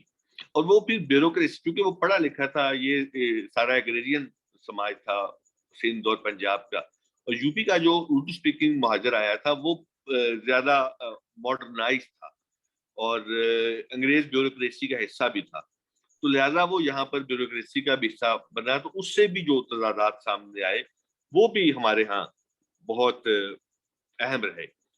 پھر تہذیب سے اور ثقافت سے جو کٹاؤ وہاں پر ہمیں نظر آتا ہے، وہ نوسٹیلجیا اور سوگواری اور نفسیاتی رد عمل کی جو صورتیں تھیں، جو ظاہر ہے کہ ناصر کاظمی اور آگے انتظار حسین، کیونکہ انہوں نے بہت لمبی عمر پائی، مور دین 90 ایئرس، تو وہ ہماری نسل تک زندہ رہے، ہماری ان سے ملاقاتیں اور گپ شپ بھی ہوتی تھی. پھر مسئلہ یہ ہوا کہ ادب جو ہے وہ بذات خود ایک تاریخ بھی ہوتا ہے، یعنی وہ انسان کے المیے، اس کی خوشیاں، اس کی خواہشات، اس کے خواب اور اس کی ثقافت اور بہت کچھ جو ہے اپنے اندر سمیٹتے ہوئے آگے بڑھ رہا ہوتا ہے. اور تاریخ کا ادب جو ہے وہ تاریخ کا ایک بہت بڑا ایک سورس ہے. لیکن ہمارے ہاں جو ہے تاریخ، ہمارا جو یوں کہہ لیں کہ تاریخ دان ہے، ایک تو بہت بعد میں اس کی انٹری ہوئی ہے، ایک سائنٹیفک تاریخ دان، تو اس کو یہ شکایت پیدا ہوئی کہ ہماری تاریخ جو ہے وہ مشق کی گئی، منتخب اور چنیدہ وقوعات اور شخصیات کو جوڑ کر ایک تاریخ بنانے کی کوشش جو ہے ایک خاص زاویہ نظر سے، اس پہ اسے شکایت رہی ہے. یہاں کے عزیز وغیرہ نے مرڈر آف دا ہسٹری اور اس طرح کی چیزیں وغیرہ لکھی. پھر دوسرا یہ کہ خود ہندوستان کی تقسیم اگر تاریخ کی تقسیم ہے تو وہ متس کی بھی تقسیم بنی ہے، وہ ادب کی بھی تقسیم بنی. آج پاکستانی ادب کہلاتا ہے، اور یہ تقسیم جو ہے کچھ اس طریقے سے بھی سامنے آتی ہے کہ ہمارے ہاں تاریخ لکھنے والوں نے، بعض نے وہاں کے کچھ حصے لیے، مثلا انہوں نے علی گڑھ لے لیا، کچھ انہوں نے یوں کہہ لیں کہ دلی یا لکھنؤ سے لے لیا، کچھ انہوں نے کیا کہتے ہیں ٹیپو سلطان کا جو علاقہ تھا وہاں سے لے لیا، یوں چیزوں کو جوڑ دیا گیا. اچھا، جب اردو چونکہ سرکاری زبان تھی تو لہذا لکھنؤ اور دلی کا لٹریچر بطور تاریخ امیر خسرو تک وہ سارا وہاں سے لے لیا گیا. لیکن اس کے بعد ایک دم جو انٹری ہے 1947 کے بعد وہ پھر لاہور کے ساتھ جوڑ دی گئی، اور ادھر کیا چل رہا ہے اس کو پھر کاٹ دیا گیا، اور یہاں سے پاکستانی ادب کی کہانی پھر شروع ہو جاتی ہے، پاکستانی اردو ادب کی. تو اس طرح سے کچھ پیچیدگیاں ہیں جو اس سارے مسئلے پر سامنے آ رہی ہیں، اور اس ان پیچیدگیوں کو دیکھنے کی کوشش کی جا رہی ہے. اچھا، یہ سارے معاملات جو ہیں وہ جتنی بھی میں نے گفتگو کی ہے وہ کسی نہ کسی انداز میں ان کی جو ریفلیکشنز ہیں وہ لٹریچر کے اندر موجود ہیں، فکشن میں بہت زیادہ سطح پر، افسانے میں بھی اور ناول میں بھی اور شاعری میں کہیں کہیں. لیکن یہ ساری چیزیں کسی نہ کسی انداز میں چل رہی ہیں. میرا خیال ہے میرا ٹائم ہو گیا ہے. میں ایک نظم آپ کو اگر سنا دوں پلیز. سوری چھوٹی سی نظم ہے، اختتام کے بعد کی کہانی. یہ میری نظم ہے، اختتام کے بعد کی کہانی. بہت سال بیتے، وہ ماہ مقدس کی ایک رات تھی جب کسی بوڑھے انگریز نے لوٹ جانے سے پہلے وطن برتھ ڈے کیک کی طرح سے کاٹ ڈالا. جسے اس کے اپنے سدائے ہوئے بھیڑیے کھا گئے. میرا بوڑھا دادا تماشائیوں میں کھڑا تالیاں پیٹتا رہ گیا. کیسا انجان تھا. میرا والد بھی تھا ایک خواب گریزاں کے نشے میں بہتا ہوا. وہ بھی راشا زدہ ہاتھ سے چپ میں لپٹی ہوئی تالیاں پیٹتا چل بسا. پر مجھے اس پرانے ڈرامے سے کوئی سروکار کیا، مجھ کو اس کا کوئی گیت یا کوئی بھی سین تک یاد آتا نہیں ہے کہ جب میری آنکھیں کھلی تھی تو لوگوں کے بازو ہی نہ تھے، بس آنکھیں بچی تھی جو بے خواب سی تھی. شکریہ. بہت خوبصورت آپ کی نظم، اور یہ نظم ضرور آج کی شام کا حاصل کہی جا سکتی ہے، کیونکہ اس میں جو بٹوارا ہے، جو تقسیم ہے، جو پارٹیشن ہے، وہ ایک الگ نسل کے پرسپیکٹو سے ہم کو نظر آتا ہے. لیکن اگر ہم بٹوارے کے دوران جو ہمارے ادیب تھے، جو روش ندیم صاحب کی طرح سے لکھ رہے تھے، جو شاعر تھے جو لکھ رہے تھے، اگر ہم اسی دور کے ادب کو دیکھیں تو ایک راجہ مہدی علی خان صاحب بہت مشہور شاعر تھے، اور آپ سب جانتے ہیں کہ ان کے فلمی گیتوں کو آپ یاد کرتے ہیں. ایک اچھے شاعر ہونے کے ساتھ ساتھ وہ زبردست طنز و مزاح یعنی کہ ہاتھ سے وینگ بھی لکھتے تھے، اور بٹوارے جیسے خون آلود وشے پر ہاتھ سے وینگ لکھنا یعنی کہ طنز و مزاح لکھنا کوئی معمولی بات نہیں ہے. تو آئیے دیکھتے ہیں ان کی ایک ایسی ہی انوکھی نظم جس کی بیک اسٹوری کچھ اس طرح سے ہے کہ رحیم اللہ خان بیمار تھا، اسی دوران بٹوارا ہو گیا. نتیجے میں وہ بیچارہ مار پیٹ، نوچ کھسوٹ، قتل و خون کچھ بھی نہ کر سکا. اور نظم کچھ یوں ہے: رحیم اللہ خان ہوا اچھا تو اس نے یہ دیکھا ہو چکی ہے پارٹیشن. رحیم اللہ ہوا اچھا تو اس نے دیکھا ہو چکی ہے پارٹیشن. گئے کچھ بھاگ اور کچھ مر چکے ہیں، نہ دیتا سنگھ باقی ہے نہ بھیشن. سنے اس داستان کے جب فسانے تو غصے نے بنایا اس کو مجنوں. تڑپ اٹھا کہ لے کیسے وہ بدلا، پیے ان کافروں کا کس طرح خون. نہ کیوں کہلا سکا وہ مرد غازی، وہ اس غم میں کئی راتیں نہ سویا. شہادت ہی کا رتبہ اس کو ملتا نہ جب یہ مل سکا وہ خوب رویا. یکایک اس کے سب پلٹے خیالات تو اس نے دامن اسلام چھوڑا. کنارہ کش ہوا سب بھائیوں سے، نئے مذہب سے رشتہ اپنا جوڑا. کئی دن بعد جب نکلا وہ گھر سے تو اس کے منہ پہ داڑھی، سر پہ تھے بال. نہالا سنگھ اب تھا نام اس کا، لیے کرپان وہ غصے سے تھا لال. ہزاروں خوفشا ارمان لے کر کھڑا تھا آج وہ مسجد کے آگے. پکڑنے کے لیے اس کو نمازیں چھوڑ کر مسجد سے بھاگے. لگا کر ایک نعرہ وحش آلود، وہی کرپان جھٹ اس نے نکالی. لگا کر کہا اس نے یہ کرپان، مان سینے میں اپنے گھونٹ ڈالی. نکالا پھر اسے سینے سے باہر، گلے پر زور سے اس کو پھرایا، اور اپنے جا بحق ہونے سے پہلے بیاں اپنا یہ رک رک کر سنایا. تمنا تھی کہ ایک سکھ میں بیماروں، یہ پوری تو نے کی اللہ تعالی. بہت خوش ہوں رحیم اللہ خان نے نہایا سنگھ جی کو مار ڈالا. بہت خوش ہوں رحیم اللہ خان نے نہالا سنگھ جی کو مار ڈالا. راجہ مہدی علی خان صاحب کا یہ طنز ان کے قریبی دوست منٹو کے ہی انداز کا ہے اور کمال کی کاٹ سکتا ہے. ہنستے ہنستے رو پڑنے والا طنز. اسی طرح بٹوارے کے گواہ اور بٹوارے کے شکار سمپورن سنگھ کالرا عرف گلزار کہتے ہیں کہ بٹوارے جیسے انسانی حادثے کے زخم بھرنے میں 20 سال لگ سکتے ہیں، جو فزیکل زخم ہے، لیکن ان لوگوں پر جو بیتا صدیاں بھی، بلکہ وہ کہتے ہیں ہم لوگوں پر جو بیتا صدیاں بھی اس انسانی دکھ درد اور صدمے پر قابو پانے کے لیے ناکافی ہوں گے. دستک گلزار صاحب کی ایک نظم ہے جو بٹوارے کی کہانی آج کے پرسپیکٹو میں، جس طرح سے ابھی روش ندیم صاحب کی جو نظم ہے وہ آج کے پرسپیکٹو کو پیش کرتی ہے، تو گلزار صاحب کی نظم بھی بٹوارے کو آج کے دور سے دیکھتی ہے. یہ بھی دکھاتی ہے کہ بٹوارے کے نتیجے میں، جیسا کہ میں نے پہلے بھی عرض کیا، آج بھی روز کچھ ایسا ہوتا ہے جو نہیں ہونا چاہیے. آج بھی ایک نیا بٹوارا ہوتا ہے اور ہوتا ہی رہتا ہے. وہ فرماتے ہیں सुबह सुबह एक ख्वाब की दस्तक पर दरवाजा खोला देखा, सरहद के उस पार से कुछ मेहमान आए थे, आंखों से मानूस थे सारे, चेहरे सारे सुने सुनाए, पांव धोए हाथ धुलाए, आंगन में आसन लगवाए और तनूर पे मक्की के कुछ मोटे मोटे रोट पकाए।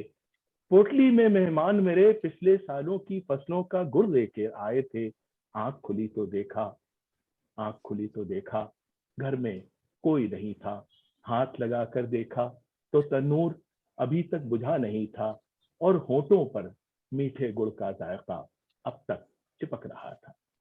ख्वाब था शायद, ख्वाब था शायद, ख्वाब ही होगा, सरहद पर कल रात सुना है चली थी गोली, सरहद पर कल रात सुना है कुछ ख्वाबों का खून हुआ था, सरहद पर कल रात सुना है कुछ ख्वाबों का खून हुआ था।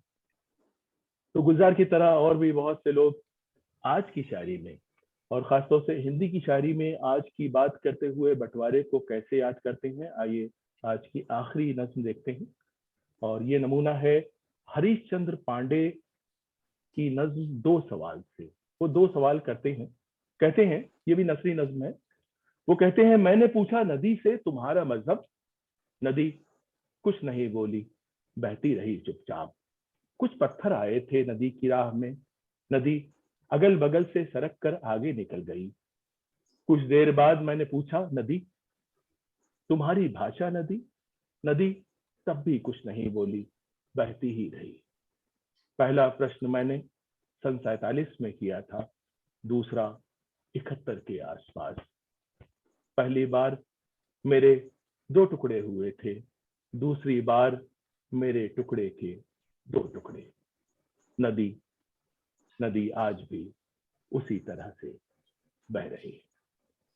तो ख़वातीन हज़रात, इसके साथ ही हमारा पहला दौर खत्म होता है और दूसरा दौर आपके सवालों पर मबनी हो सकता है। आपने हमारे फाजिल मुकर्रिरीन की सारी बातें सुनी।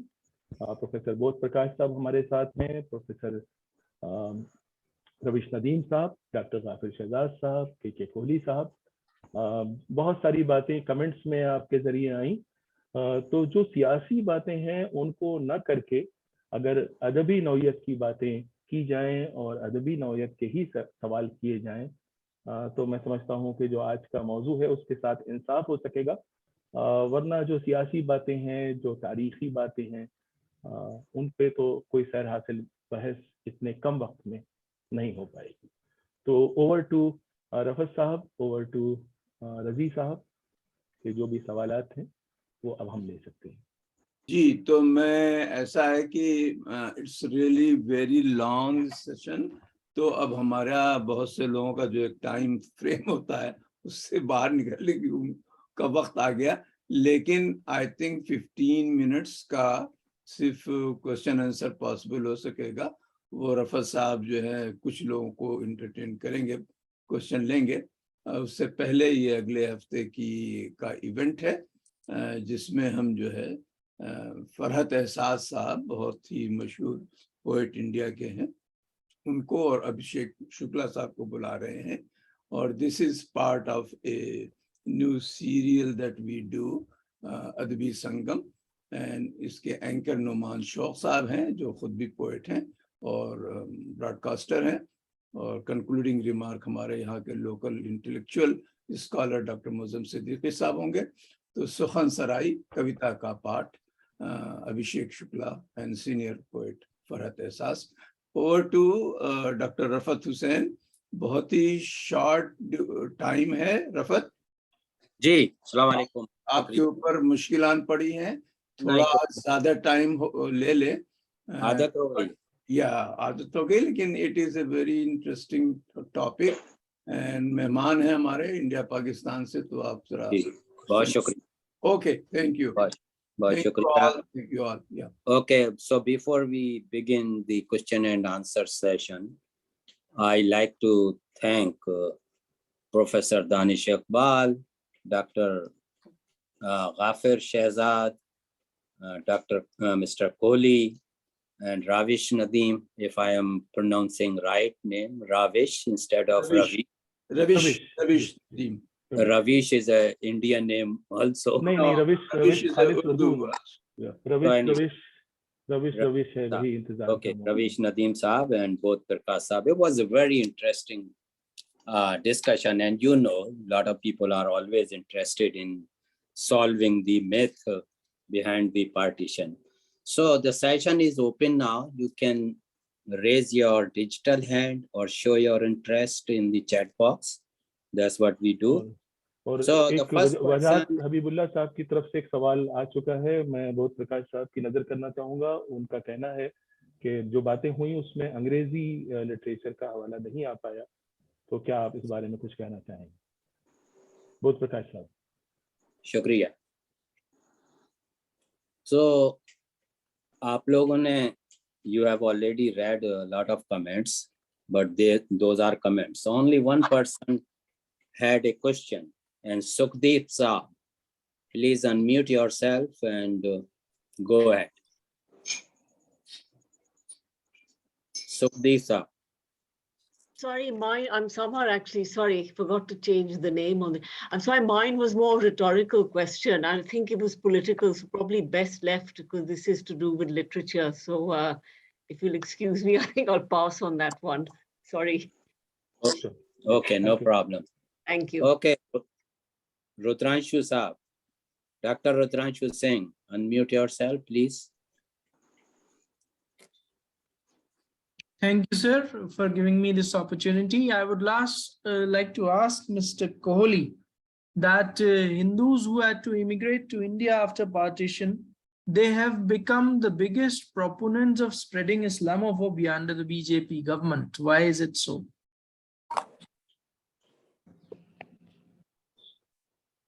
See, I come from Rawalpindi, which is a tri-junction of three major cultures: the Greek influence, the Sufi influence, Hinduism, and the Sikh culture.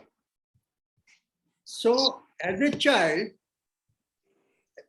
I would extend this a little. If you travel from UP towards north, you go towards Punjab, the number of temples starts reducing and the number of deras and gurus, asthans, mazars, that increases. Punjab, from where I come from, is an area where composite culture you didn't have to spell. It was there in our blood. As children, we were taken to Golra Sharif like we were taken to a temple or to a Gurdwara. So as a 6-year-old, if this is my education, how can I, after partition, be with someone who's doing precisely the same thing which happened? And I have never forgotten that it was neither a Hindu nor a Muslim nor a Sikh. It was the political vested interests which are active even today. Okay. And therefore, you will find that I cannot think of associating myself with the BJP. Thank you. Yeah. Next person is Iltafat Hassan Saab. Please go ahead. Let me also remind what Danish said. This event is only on literature. No political question should be asked, even if it is a real question. There's no need for today. Okay. Yeah. So, yeah, we already see the disagreement in the chat box. So it's better to stay away from that. So go ahead, Iltafat Saab. Thank you, Rafat. First and foremost, what a wonderful program. Danish Saab, kudos. I applaud you and the 4 speakers. Some of the nazms and ikhtisabat were just incredible. I don't have a question. I just had this comment. I wanted to congratulate Razi and Rafat and the 5 presenters that it was a beautiful, beautiful program, really heart-touching. This is the sad part of human history, that the best literature comes out of these tragedies. And partition was a tragedy, never mind the politics. It was just an incredible human tragedy, which I think Danish Saab earlier said is on par with the Second World War and and all the crimes that happened in Russia against humanity. So very powerful. Thanks a lot to the 5 participants. Thank you, Rafa. Thank you. Dr. Syed Tirmizi Saab. Thank you. First, I must congratulate Bodh Prakash. Bodh has been my colleague when I was teaching in Delhi, and it's a wonderful research. Bodh, very insightful. Thank you so much. But my question is for Mr. Rafiq and Mr. Ravish. आपने कहा बड़ा मतलब apologetic वे में कि पाकिस्तान में इस किस्म का अदब जो है वो नहीं आ पाया क्योंकि जो सरकार जो थी उसने इसको एनकरेज नहीं करा। मगर मेरा सवाल ये है कि ये ज़्यादातर लिटरेचर मुहाजिरों की तरफ से आना चाहिए था जिन्होंने सफ़र किया, और आपने कहा कि जो पाकिस्तान के मुहाजिर थे वो पढ़े लिखे थे, एजुकेटेड थे, तो फिर क्यों इस किस्म का अदब नहीं आया? और जो ये अदब था ये कोई पॉलिटिकल या एंटी गवर्नमेंट नहीं था, ये उनकी अपनी सफरिंग, अपने जज्बात, अपने ट्रॉमा के बारे में था। तो ये सब की तर्जुमानी क्यों नहीं हो पाई? या हो सकता हुई हो मगर वो ओपन नहीं हुई हो या कहीं अदब में नहीं मिली हो। तो ये एक सवाल है। और एक चीज़ हमें और ध्यान रखनी है कि जो इंडिया में रिफ्यूजीज आए थे, they were welcomed by the government, by the people, which was in a very good way. And यहाँ के जो अजीब थे उनको भी इनकी तर्जुमानी करने के लिए मौका मिला, मगर पाकिस्तान में इस किस्म का कोई चीज़ नहीं थी। तो एक तो ये वजह हो सकती है कि शायद मुहाजिरों के साथ डिस्क्रिमिनेशन हुआ हो, मगर फिर भी ये सवाल उठता है कि वो अपने जज्बात की तर्जुमानी क्यों नहीं कर पाए? सरकार से उसका कोई ताल्लुक नहीं था, वो तो उनकी पर्सनल सफरिंग थी, वो कोई एंटी गवर्नमेंट नहीं था। ये मेरा एक सवाल है। शुक्रिया, बहुत शुक्रिया टिर्मिज़ी साहब। अच्छा, जो मैंने सरकार के हवाले से बात की है, मैं सिर्फ ये कहना चाह रहा हूँ कि चूंकि रियासतों की और सरकारों की अपनी तरजीहात होती है, उन्होंने अपने एजेंडा पे चलना होता है। तो लेकिन जो लोग हैं, जाहिर है जैसा कि आप इशारा कर रहे हैं, वो अपने ख्वाबों का, अपनी हसरतों का, अपने तजर्बात का इजहार अपने लिटरेचर में करते हैं। लेकिन ये है कि हमारे यहाँ जो उर्दू स्पीकिंग खास तौर पे हमारे यहाँ मुहाजिर होके आए, उन्होंने पहले 30 साल जो है वो रूल किए है हमारी ब्यूरोक्रेटिक सतह पर और बहुत सारी सतहों पर। और ये भुट्टो साहब के दौर में फिर आके चेंज ये हुई कि वहाँ पर जो लोकल लोग थे वो इस दौरान पढ़ लिख गए और वो फिर बाद में ब्यूरोक्रेसी का हिस्सा बने। लेकिन ये जो आप कह रहे हैं कि वो अदब का हिस्सा उस तरह से क्यों नहीं बना, नहीं, अदब का हिस्सा बना है। मैं ये अर्ज कर रहा था कि चूंकि तहरीकों को जो कि इंडिजिनस बुनियादों पर थी और वो लोग जो एक खास तजर्बे के साथ, खास अलमी के साथ, खास एहसासात के साथ हिजरत जिन्होंने की, तो जाहिर है कि जो हमारे रियासतों की तरजीहात थी वो कुछ और थी, चीज़ों को वो कहीं और लेके जाना चाहते थे। लेकिन हमारे इन लोगों ने उनको लिखा, मसलन इंतजार हुसैन साहब तक जैसे जो लोग हैं उन्होंने लिखा। फिर खुद बोध प्रकाश साहब ने बाकायदा एक फहरिस्त दी है और फिर गाफर साहब ने, और इस दौरान दानिश साहब भी वो फहरिस्त बार बार मुसन्निफीन की और उनके कामों की देते रहे। ये लिखा गया है। मैं सिर्फ ये कहना चाह रहा हूँ कि जो इंडिजिनस बुनियादों पर, मुकामी बुनियादों पर जो हिजरत का, तकसीम का, सकाफत का, उसके नतीजे में लिसानी और कल्चर और सोशो पोलिटिकल जो तजर्बा और उसका बदलाव था, जो गहरे असरात आए अगली नस्लों तक, उसको बहुत ऑर्गेनाइज तरीके से समझने का, उसका तजिया करने का, उसको बतौर तारीख मुरतब करने का काम था, उसको बहुत ज्यादा अप्रिशिएट नहीं किया गया। मैं ये बात करना चाह रहा हूँ। इस रवैये का असर लामहल्ला फिर अदब पर भी आना ही था। लिहाजा ये हुआ कि बाद में चूंकि हमारे यहाँ मार्शल लॉ के असरात बहुत शदीद रहे, तो वो पहली नस्ल जो जिसने हिजरत को फेस किया था, जब वो बूढ़ी हो गई तो उसके बाद की जो नई नस्लें हैं वो खुद अपने मसाइल में इतनी उलझ गई कि और जो नए ट्रेंड्स उभारे जा रहे थे, इस्लामी अदब, पाकिस्तानी अदब, मॉडर्निज्म, उसके साथ वो इतना नथी हो गई कि वो सारे के सारे जो मौजूआत थे वो आगे कंटिन्यू नहीं चल सके और वो ज्यादा गहरे और संजीदा तजिए, मुताले और तनकीद का हिस्सा नहीं बन सके।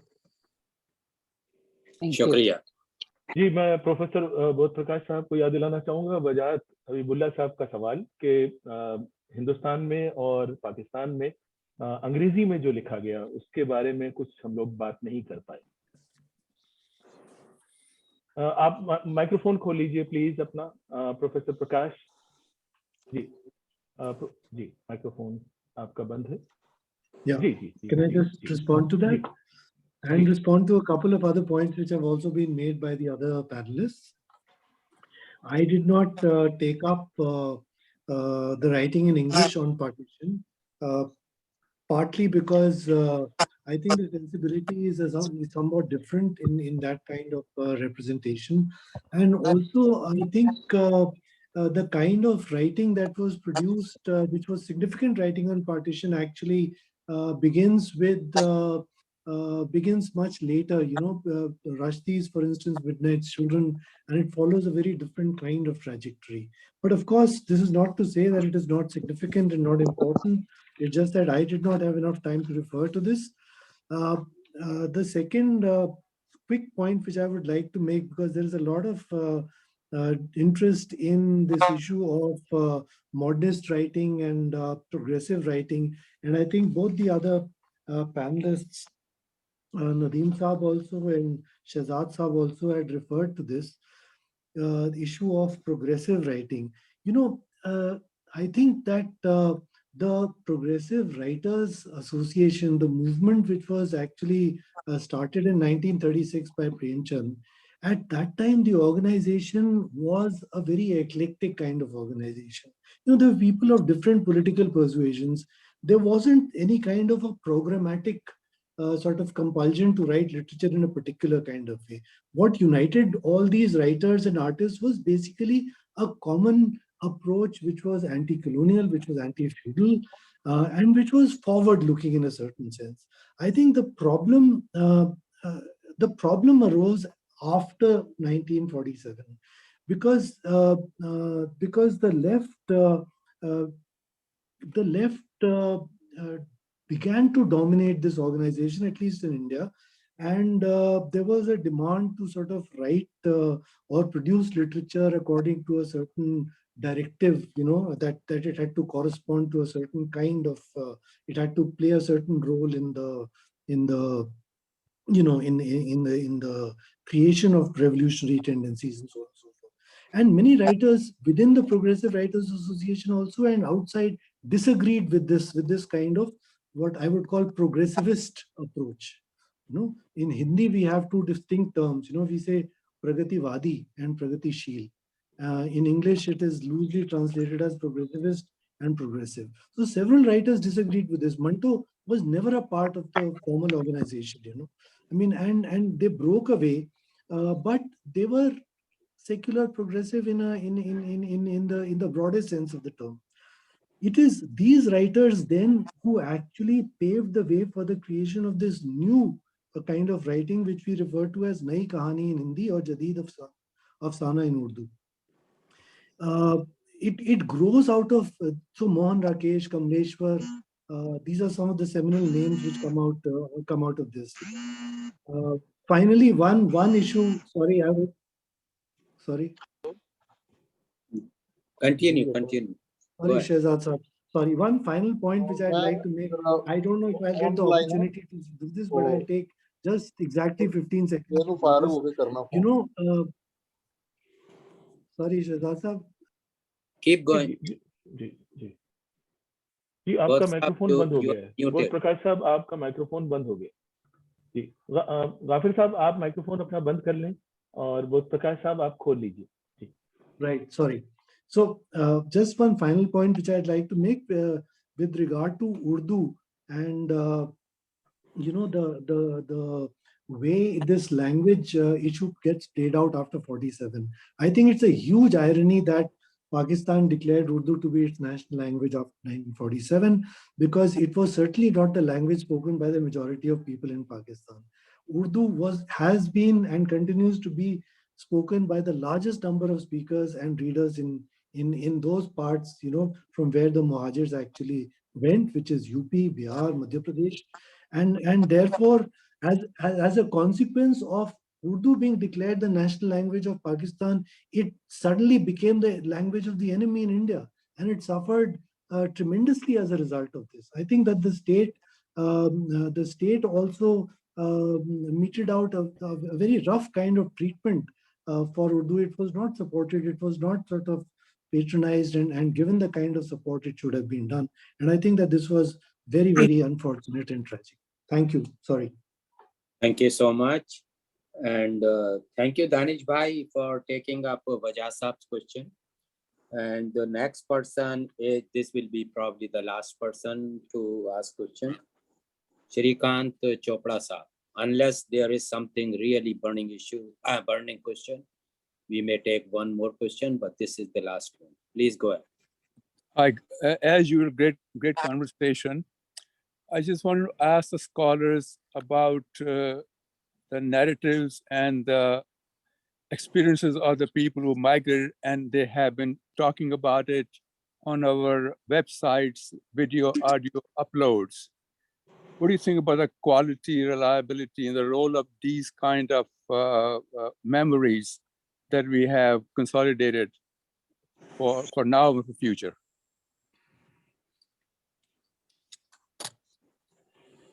Yeah, so Razi Bhai would like to remind that this session will be available on YouTube as well as on our website.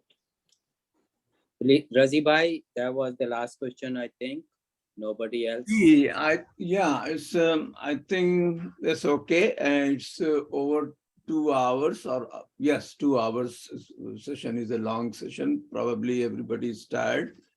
More so in India and Pakistan. India is a little bit more late, 30 minutes. Ravish Saab and Ghafer Saab, बहुत शुक्रिया. Kohli ji, बहुत शुक्रिया. Bodh Saab, बहुत revealing चीजें सामने आई. And I wish we had wrapped it up earlier to have more comments and more questions, but it's okay. 5 speakers and a lot of things within 90 minutes is a lot to really cover. Maybe we should have more sessions like this, that we have to figure it out. Danish, बहुत shukriya, and we will continue. Thank you, and hope to see you guys in coming Saturday on a different topic. So आप लोगों को poetry enjoy करनी हो तो फरहत एहसास साहब अभिषेक शुक्ला को आकर के सुने, and later on see you. It's over. I think let's say bye bye. Khuda Hafiz. Salam. Thank you. Thank you. Have to keep it focused on the literary side, otherwise it will have All right. Thank you. बहुत शुक्रिया. कोहली साहब को बहुत आदाब. इनका पिंडी इनको याद करता है. जब आए मैं हाजिर हूँ, और ये सारा इलाका मेरा बचपन यहाँ गुजरा है, मैं यहीं का हूँ. तो आइए आप. मेरी कोशिश है जनवरी में आने की. वो आपके इदारे पे डिपेंड है. उन्होंने एश्योरेंस दी है. अगर हालात इजाजत देंगे तो मैं जनवरी में आ रहा हूँ. आइए. Thank you. ये सेशन से मिलाने का भी काम करते हैं रवि साहब. मिलने मिलाने का भी काम कर लेते हैं. ये तो आज तो सबूत मिल गया ना. बिल्कुल बिल्कुल बिल्कुल. सिन्हा साहब चंद जुमले हो जाएं. रवि सिन्हा साहब. और देखे भाई, आप लोगों को एक लेफ्टिस्ट व्यू भी मिल जाएगा. चलिए. या रवि साहब कुछ 2-4 जुमलों से आखिरी वक्त में नवाजें. अनिश साहब बहुत बहुत शुक्रिया मुझे मदद करने के लिए. मैं I am not qualified to be in this stage. अरे प्लीज डोंट से. आपसे ज्यादा क्वालिफाइड कौन था यहाँ पे? You were wonderful. रवि साहब, आपको रफत ने टारगेट कर रखा है। वो मैं अगर भूल भी जाता हूँ या इग्नोर Ravi करता bhai, हूँ सारी I always learn something Thank you new. so much. Thank you so Can much. can you be brief for a minute or two? This is, I don't have much to say. 2 minutes. 2 minutes. It is literature, and I am no expert on this topic. My worry is just in few lines. I can say that I think the subcontinent, we as a society and a civilization, still have not found a way to come to terms with what happened in 1947. No, I'm not talking of independence, I'm talking of partition and the violence that followed. So the political actors are often blamed. British, are commonly blamed, and depending on the political persuasion, some people will blame Jinnah, other people will blame Congress and Nehru and so on. But the society is not coming to terms with what happened, in the sense that blaming the political actors, the blame might be correct, but still blaming the political actors is an easy way out for us as a society and civilization. So that is a kind of disappointment or discomfort I have. And literature, I am not very familiar with the literature that has been written around it, but I feel that all the references that were made and the way it was discussed, I am still looking for the kind of grappling with ourselves that the British and the Congress Party and League, none of those three were actively organizing the violence. And yet violence is spread, especially in Punjab and Bengal, but also in UP at that time. So where was that dividing line? I always bring this, that fault line hidden in ourselves. And at the level of literature, if you bring out इंसान के अंदर की इंसानियत और इंसान के अंदर की वहशियत, दोनों if you bring out, so that is necessary. But somehow I feel I am looking for how does a civilization grapples with what it did to itself. And as Danish Sahab in the beginning itself said, and all the speakers brought out, it was a huge tragedy. It was a colossal thing, comparable to what had happened in Europe, or maybe more, because here people did things to people. It was not Hitler's machinery which was killing the Jews. And in the end, people did things to people. So I am still looking for the way, and something like, Gunter Grass or Tin Drum or what, the way German society came to terms with itself, that why did it support Hitler and why did it participate in things that it did participate in. That kind of grappling at the civilizational level, I still don't see in literature, but then I am aware that I am not, I am not well informed or well read about the literature around partition. Thank you for giving me the time. Yeah, thank you. Thank you, Ravi sir. And I see in our audience a very senior figure, a very senior historian, Professor Aditya Mukherjee, sitting here along with his wife. And both were probably attending Professor Irfan Habib's event on Anjuman Taraqi Urdu. Professor Aditya Mukherjee, if you are hearing me, can you make a 1 minute comment if you'd like to? Okay, I ask him to unmute. Yeah, he is going to be one of the near future speakers also of the event. A very respected and very senior person. Ji.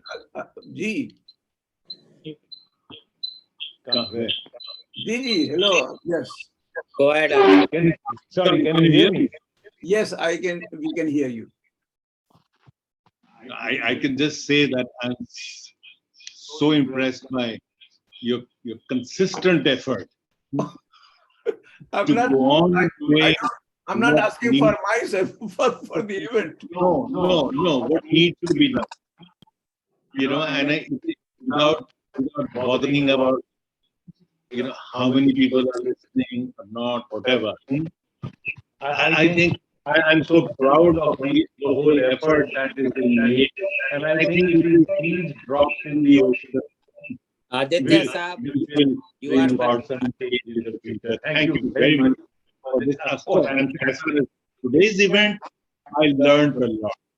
I learned so much, and I mean, I'm really grateful for each one of you. You know, it was a learning experience. Thank you very much. Thank you. Okay, Razi Bhai, back to you. Raji Sahab, Professor Aditya Mukherjee is going to speak tomorrow. I'm very proud to say that on our platform, Democracy Dialogue. Yes, I should forward that to our net also, and he is going to be our guest on when is that? 10th September. 10th September. Yeah. Ravi Saab, you do so many things you cannot remember the date.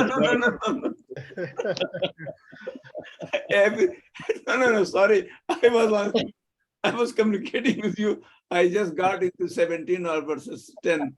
Yeah, I pushed that whole thing. Thank you very much for agreeing to that. And yeah, we can hear twice, you know, tomorrow and then on 10th. Thank you very much, everyone. I think it's okay. That concludes the session. Thank you, everyone, for attending. Thank you. Thank you. Thank you. And then we